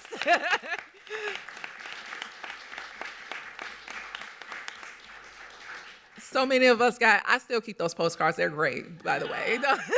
But thank you so much for the thousands of emails, thousands of postcards, the thousands of contact points you made with all of us to make sure that we were bold and not weak in our approach to our climate catastrophe and crisis that continues to shake our communities every day. So thank you all. Thank you, Councilmember. Next in queue is Councilmember Payne. Thank you, Madam President. I think there's probably going to be a lot of repetition on the dais today, but I just want to thank everybody in the room and everybody who participated in this. When we talk about climate change, it's such an overwhelming, huge scale problem that as an individual policymaker, it's entirely intimidating to figure out how do we start tackling this. And it's a collective problem. And so it requires a collective solution. And I'm just really grateful that, we aren't up here in our individual offices trying to solve climate change by ourselves. We're doing it in community with you all. We're doing it with the support of labor. We're doing it with the support of all of our city staff. And it's gonna really take all of us together to really change the trajectory that we're on. And I think that it has to start at this small scale so that we can see what that reality can look like in practice and what that reality looks like when we actually fund it. And I'm just really proud that not only are we passing this climate equity plan, but we're passing funding associated with that. And that's largely because of the support and, frankly, the pressure of the community to hold us accountable to make sure that we're taking this issue as seriously as we need to. So thank you all. Thank you, Councilmember. Next in queue is Council Vice President Palmisano. Thank you, Madam President. I think others have said it better than I can here. I love that cities are the place that this work is happening, because that's where we make change a lot faster than funding streams that come down that take years to implement. I think that we've really done a great job here at first listening to our subject matter experts, and they have spent years working on this initiative, and also listening to community. This is absolutely one of the most important long-term trajectories that we can put ourselves on track for as a city, as a council, and I'm just really proud how we've come together. This was a different type of engagement process than others. We've had lots of conversations, some hosted by the city, many hosted by other types of advocacy groups, MN 350 and others. There are some in this room. Thank you for being here today. And also there's many not in this room. I feel like a lot of the advocacy that I've seen over the years has a space in this plan and has been part of the development of this work. So thank you to everybody that's been part of this. And I'm really excited to move forward. Councilmember Osman. Thank you, Madam President, and thank you, MN 350, for being here, and really, especially Ward 6 team, for continuing to educate me, to regularly meet with me. And what are we doing right now? It's not really helping our city, but it's helping global. Climate change is global. It has no borders, and if you really look at the news and what goes on in especially poor countries, there are floods, droughts, and famine, and all those things are caused by pollutions that we're burning on the air and creating that problem. I was looking at some data, and so 216 million people migrate their own country, trying away from climate change. 43,000 people died last year for droughts. And we're really helping global what we do here in Minneapolis. So thank you all for being the voice of the community, and for us as a city, we gotta make that commitment and be truly to our commitment and meet those goals that we set ourselves. Thank you. Thank you, Councilmember, and I will recognize Councilmember Vita. Thank you, Madam Chair. I'll be quick. I just wanted to say, as the chair of this committee, I couldn't be more prouder of the work that our staff and this community has done. It has truly been a delight to walk through this process with you all, to add things, take things away, you know, get upset about things and be extremely happy about others. I want to acknowledge that, you know, this community and the city staff has prioritized communities of color, has prioritized the ward that I represent and Councilmember Ellison represents and Councilmember Chavez in a way that I don't think has ever been prioritized before.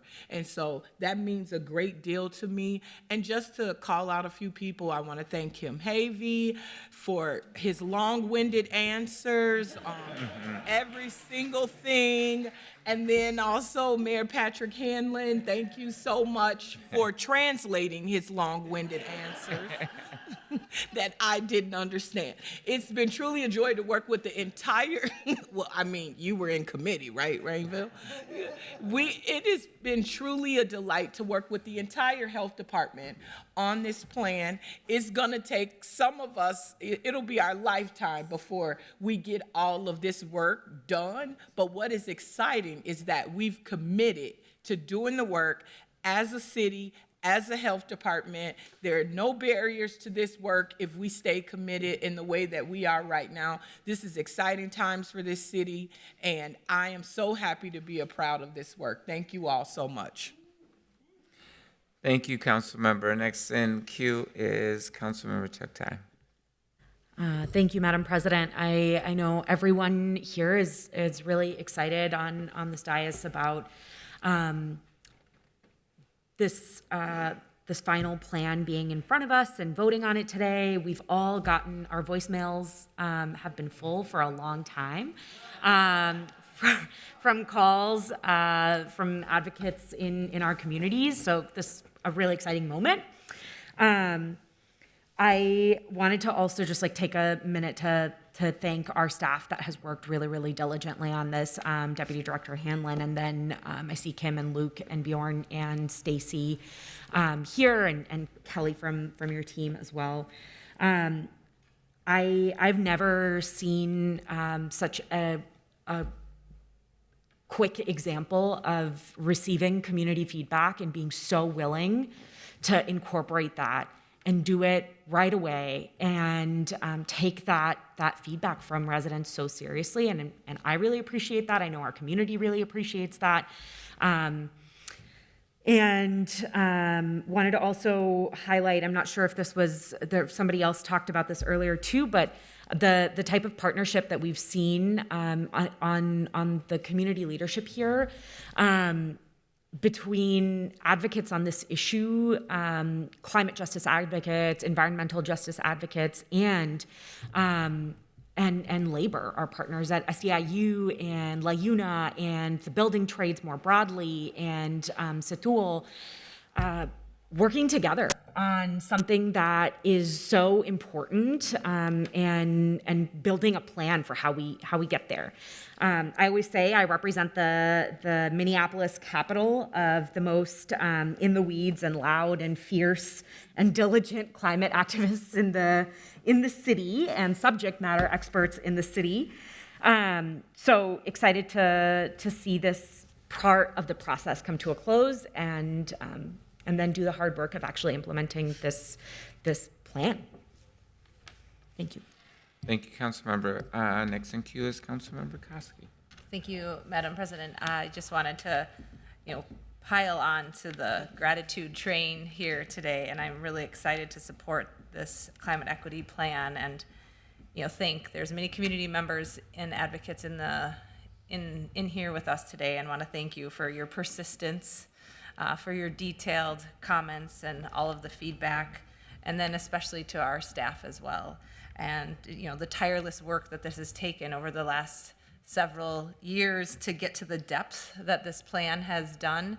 I am grateful, but as Councilor Chugtai said, I too am so impressed with the quick turnaround I had Kim Havey came to our Ward 11 meeting. He spent over 2 hours with residents, took in comments, and I've heard many, many comments through whether it is a postcard or through my other colleagues, but really we're able to take a lot of that feedback and comments and integrate it into something that I think that we're all elated to support today. So thank you so much, and I am excited to continue to support the hard work. And again, I appreciate all of your persistence and diligence in what you're doing, because as we have just said, we're not getting healthier as we continue to move forward.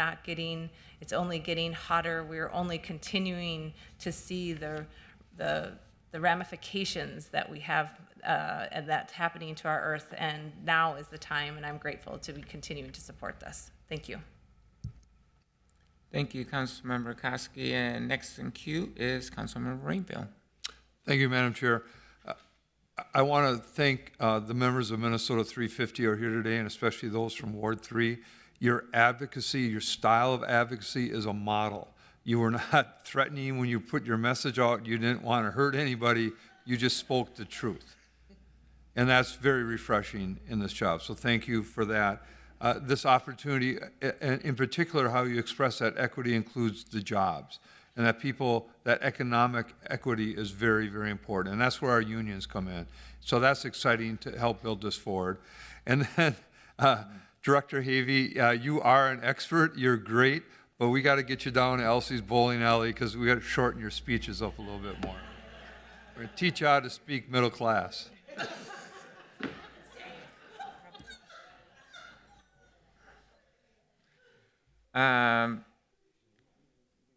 Does that conclude your remarks, Councilmember Rainville?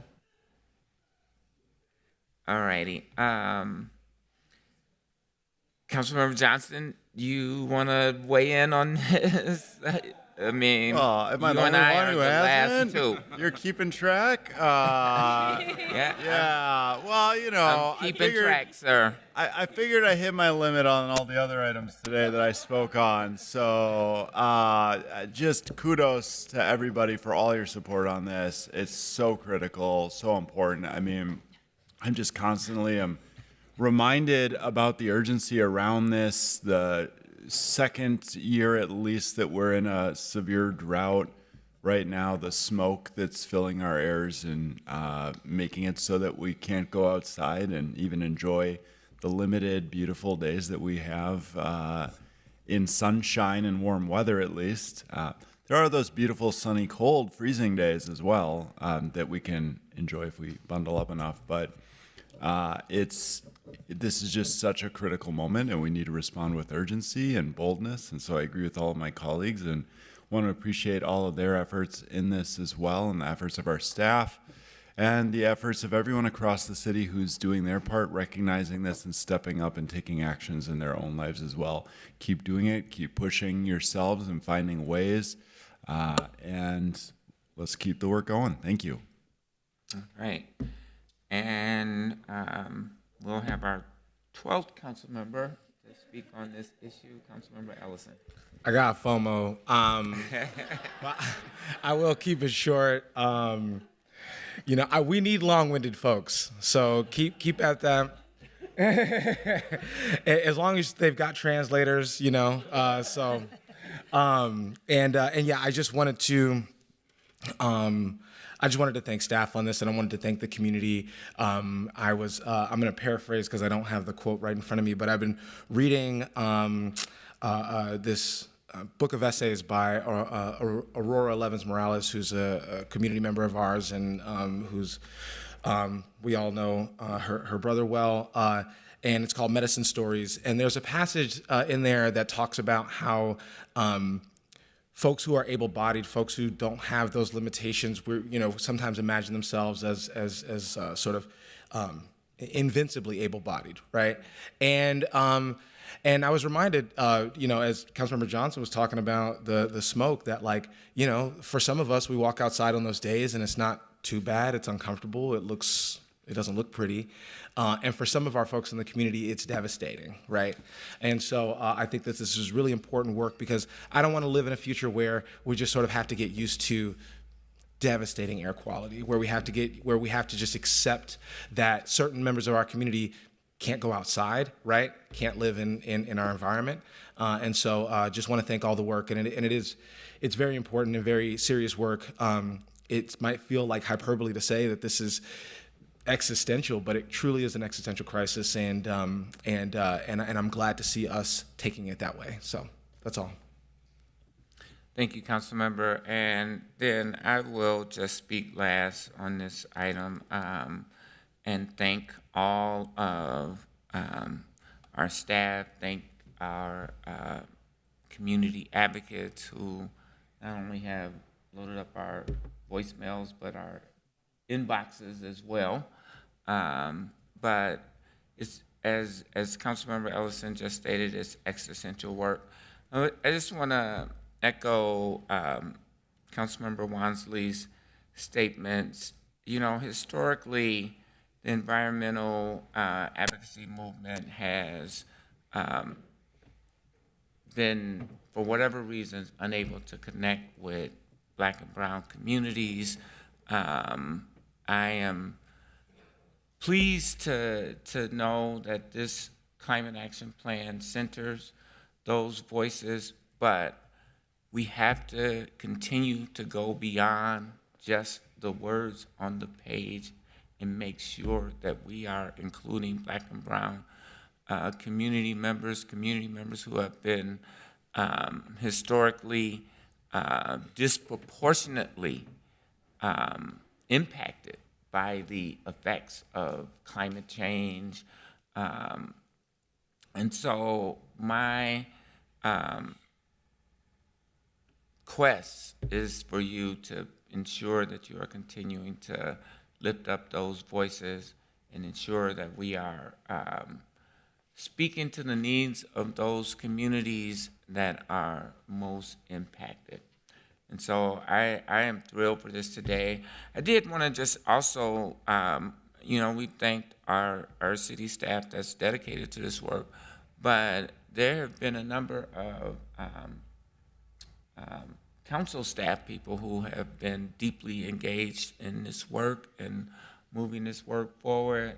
You know, I can't name them all, but I certainly can point out my former policy associate, who is no longer here, Zoe Beaugeray, was at these tables every step of the way. And my current staff person, Diva Sadar, has picked up that mantle and has been deeply engaged. And again, I know that there have been other council staff members who have been really deeply engaged in this work as well. So I want to make sure we acknowledge those efforts as well. Seeing no further comments, I will ask the clerk to call the roll on the Public Health and Safety Committee report. Councilmember Koski. Aye. Councilmember Shugtai. Aye. Councilmember Chavez. Aye. Councilmember Ellison. Aye. Councilmember Vito. Aye. Councilmember Rainville. Aye. Councilmember Goodman. Aye. Councilmember Wansley. Aye. Councilmember Johnson. Aye. Councilmember Osmond. Aye. Councilmember Payne. Aye. Vice President Palmisano. Aye. President Jenkins. Aye. There are 13 ayes. That item, that report, that item passes.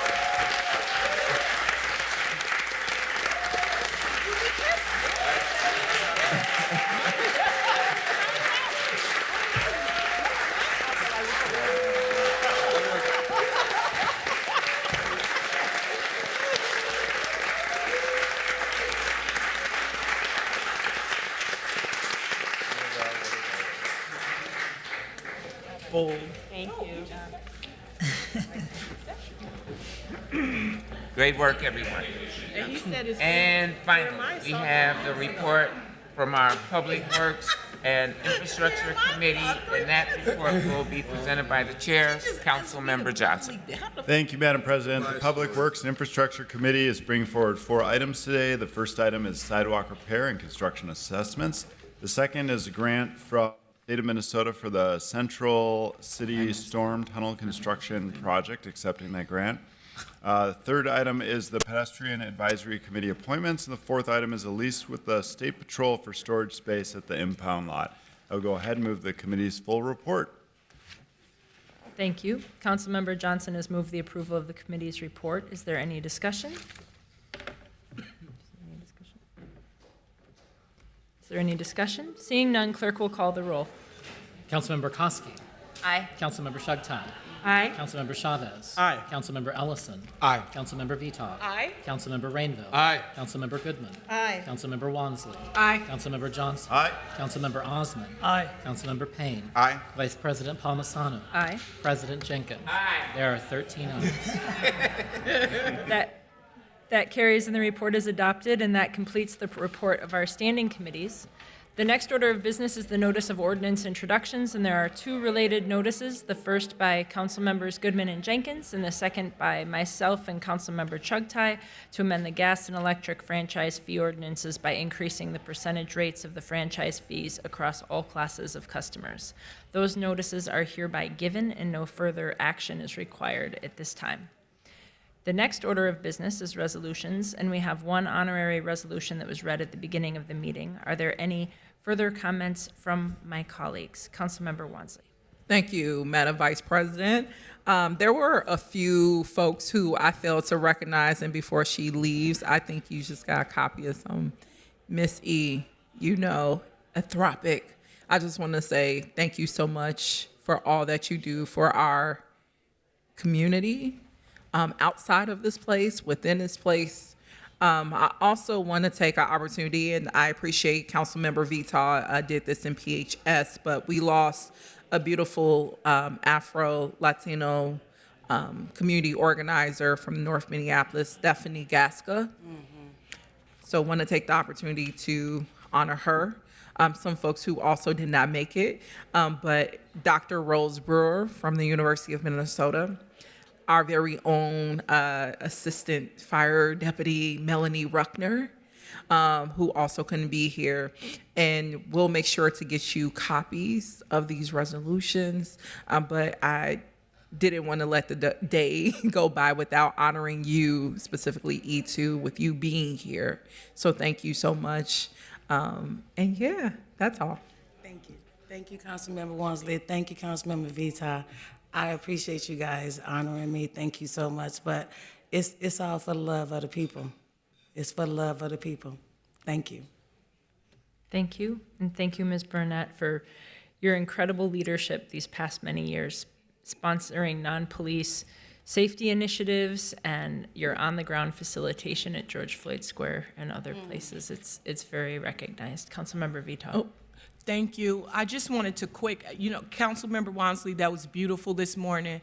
We don't always have that kind of joy when we step into the chamber, so thank you so much. I just wanted to recognize two more magical Black women, Kim Ellison and Sharon Elamine. I know they weren't here today, but they do great work. That's right, shout out. They do great work for our students, and just wanted to acknowledge them. Thank you. Thank you. Councilmember Payne. Thank you, Madam Vice President. I also want to give kudos to Tony Frazier. When I first started at the city, I worked on the team along with Gina Obiri, but also with Tony Frazier. We are the last three standing from the OG PMI crew. So she's a wonderful addition to the city, and she's actually made my time here as pleasant as can be possible. She's amazing. Thank you. I'm going to presume, based on speakers, that Councilmember Wansley, you're making that motion, and it will be seconded by Councilmember Vitaw, if that's all right? Yeah. Great. Second. Thank you. Clerk, please call the roll. Councilmember Koski. Aye. Councilmember Shugtai. Aye. Councilmember Chavez. Aye. Councilmember Ellison. Aye. Councilmember Vitaw. Aye. Councilmember Rainville. Aye. Councilmember Goodman. Aye. Councilmember Wansley. Aye. Councilmember Johnson. Aye. Councilmember Osman. Aye. Councilmember Payne. Aye. Vice President Palmisano. Aye. There are 12 ayes.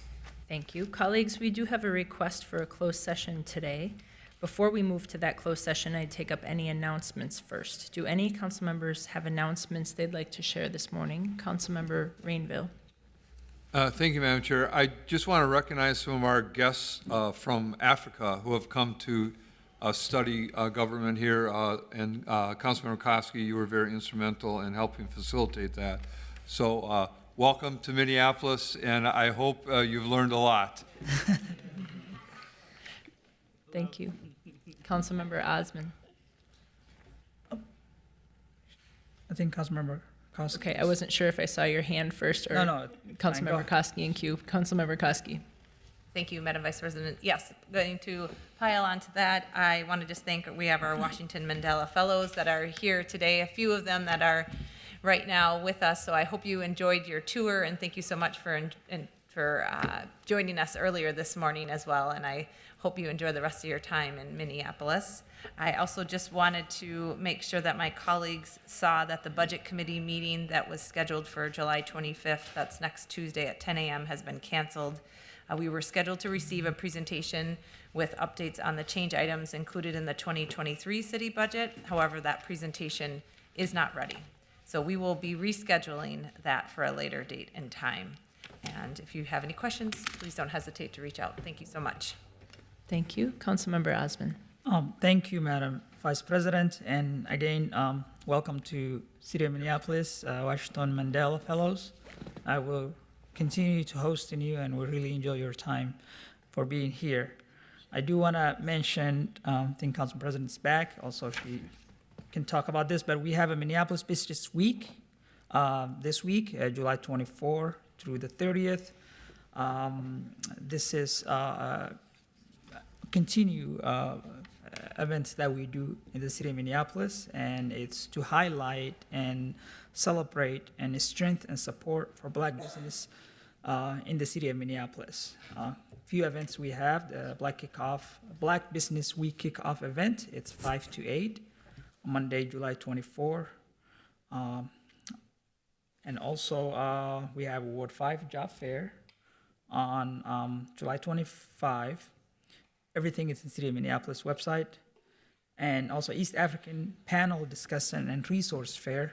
And we have a lot of great events. We also will be visiting some of the small businesses and Black businesses in each ward, in each council member. I want to highlight and really thank the staff that have worked and make sure that this event is successful. And I'll encourage all the council members to really visit your local Black Business Week and just highlight the work they do and honor them. So yes, that's all I have for now, and thank you so much. Thank you, Council Vice President, for filling in for me. And I do want to just add my name to the vote on the Black Girl Magic resolution and offer my congratulations to Ms. Ethiopic Barnett for the amazing work that you have been doing before the pandemic and through the pandemic. You were leading the health department on our response to make sure that we were responding to our communities of color, and then subsequently during the uprisings and the work that you have been doing in George Floyd Square is beyond remarkable and incredible, and you deserve all the Black girl joy that you can have. So thank you so much for everything. And I will recognize Councilmember Payne. Thank you, Madam President. I just wanted to acknowledge that the Northeast Arts District was once again voted the #1 arts district in the nation by USA Today. So it's one of the amazing assets of Ward 1, and I'm really happy to host it. So support your local artists. Thank you. And then Councilmember Wansley. Yeah. So I just want to emphasize again too, we have Queen Bee coming to Ward 2. So I hope I see some of y'all at the concert tonight. But if not, there are so many activities that's happening to celebrate our Queen Diva this weekend. I suggest folks check out Meet Minneapolis. They've listed some really good events that community members and businesses are hosting. Also, Maya Golf from Sahan Journal, I think, also did a piece in capturing featuring all the events that we can tap into, just like when the Swift were in town. We also have tons of events celebrating Beyonce being here and blessing our communities with just her, man, fangirling right now. So yes, just wanted to put it out there. Like, yes, we have a week of just so many awesome Beyonce themed activities that businesses and minority owned businesses are showing up for, and encourage folks to check out. Yeah, thank you, Councilmember Wansley, and I put myself in queue again. I did just want to offer my welcome to our visitors from our sister city of Eldoret. Thank you so much for being here. It's a joy to see your faces and to be in relationship with the city of Eldoret. So thank you for being here. I did want to also note that on Saturday at Phelps Park, there will be a ice cream social, as well as a community recognition for a young man who lost his life to the impacts of fentanyl. And so his family is gathering at Phelps Park to really honor his life, but also to bring awareness to these issues of addiction and support those families and people who are seeking to overcome those challenges. So with that, I don't see any other announcements in queue. We do have a request for a closed session today. And before we move to closed session, I'd like to take, well, I'm sorry, we already had the announcement. So I will consider a request for a closed session, which is for one litigation matter as listed on our agenda. Before I move to close the meeting, I'll recognize the city attorney to provide the legal basis for the requested closed session. Council President, council members, the next item on the agenda is the case of the litigation matter of Ewan Leask versus City of Minneapolis. This case is in active litigation, and your lawyers wish to discuss with the council litigation strategy and or settlement possibilities. Accordingly, under Minnesota Open Meeting Law, Minnesota Statute Section 13D05, Subdivision 3B, the council may, upon a proper motion, close the meeting for the purposes of attorney-client communication. In considering the motion, the council should weigh the right of the public to know what its government is doing against the need of the city to preserve the confidentiality of its discussions with its attorneys. Thank you, Madam City Attorney. And with that, I move that our public meeting be closed as authorized under the provisions of the open meeting law, specifically Minnesota Statutes 13D.05 Subdivision 3B, for the purpose of discussing the litigation matter of Ewing Leask versus the City of Minneapolis. May I have a second to that motion? Second. Clerk, please call the roll. Councilmember Koski. Aye. Councilmember Shugtime. Aye. Councilmember Chavez. Aye. Councilmember Ellison is absent. Councilmember Vito. Aye. Councilmember Rainville. Aye. Councilmember Goodman is absent. Councilmember Wansley. Aye. Councilmember Johnson. Aye. Councilmember Osman is absent. Councilmember Payne. Aye. Vice President Palmisano. President Jenkins. Aye. There are 10 ayes. Thank you. That item carries. And we will now close the public portion of our meeting and convene in closed session. For the viewing public, I'll note that the broadcast of this meeting will continue. The council will reconvene in public after we've concluded the closed session. Thank you.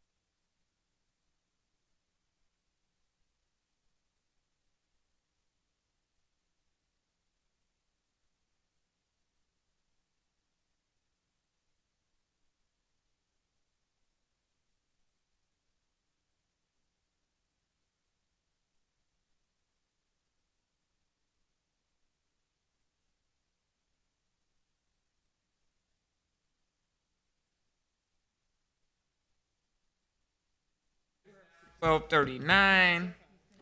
And I will ask, and the council has reconvened in open session. Following our closed session, I'll ask the clerk to call the roll to verify the presence of a quorum. Councilmember Koski. Present. Councilmember Shugtai. Present. Councilmember Chavez. Present. Councilmember Ellison. Here. Councilmember Viton. Present. Councilmember Rainville. Present. Councilmember Goodman is absent. Councilmember Wansley. Aye. Councilmember Johnson is absent. Councilmember Osmond. Here. Councilmember Payne. Present. Vice President Palmisano. Present. President Jenkins. Present. There are 11 members present. We do have a quorum, and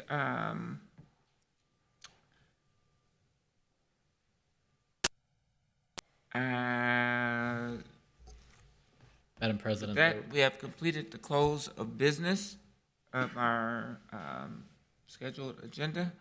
And with nothing further to come before the council, without objection, this meeting is adjourned.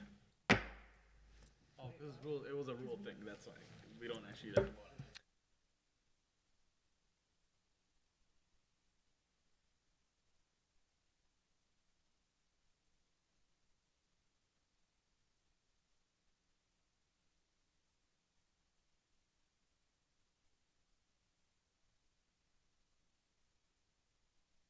The city. Consider proposals and new ordinances, approve projects, and make other decisions to govern the city. Those actions get done using the council's system of committees. Council committees are specialized in different topics, such as transportation, spending, safety, and zoning. Committee meetings are where the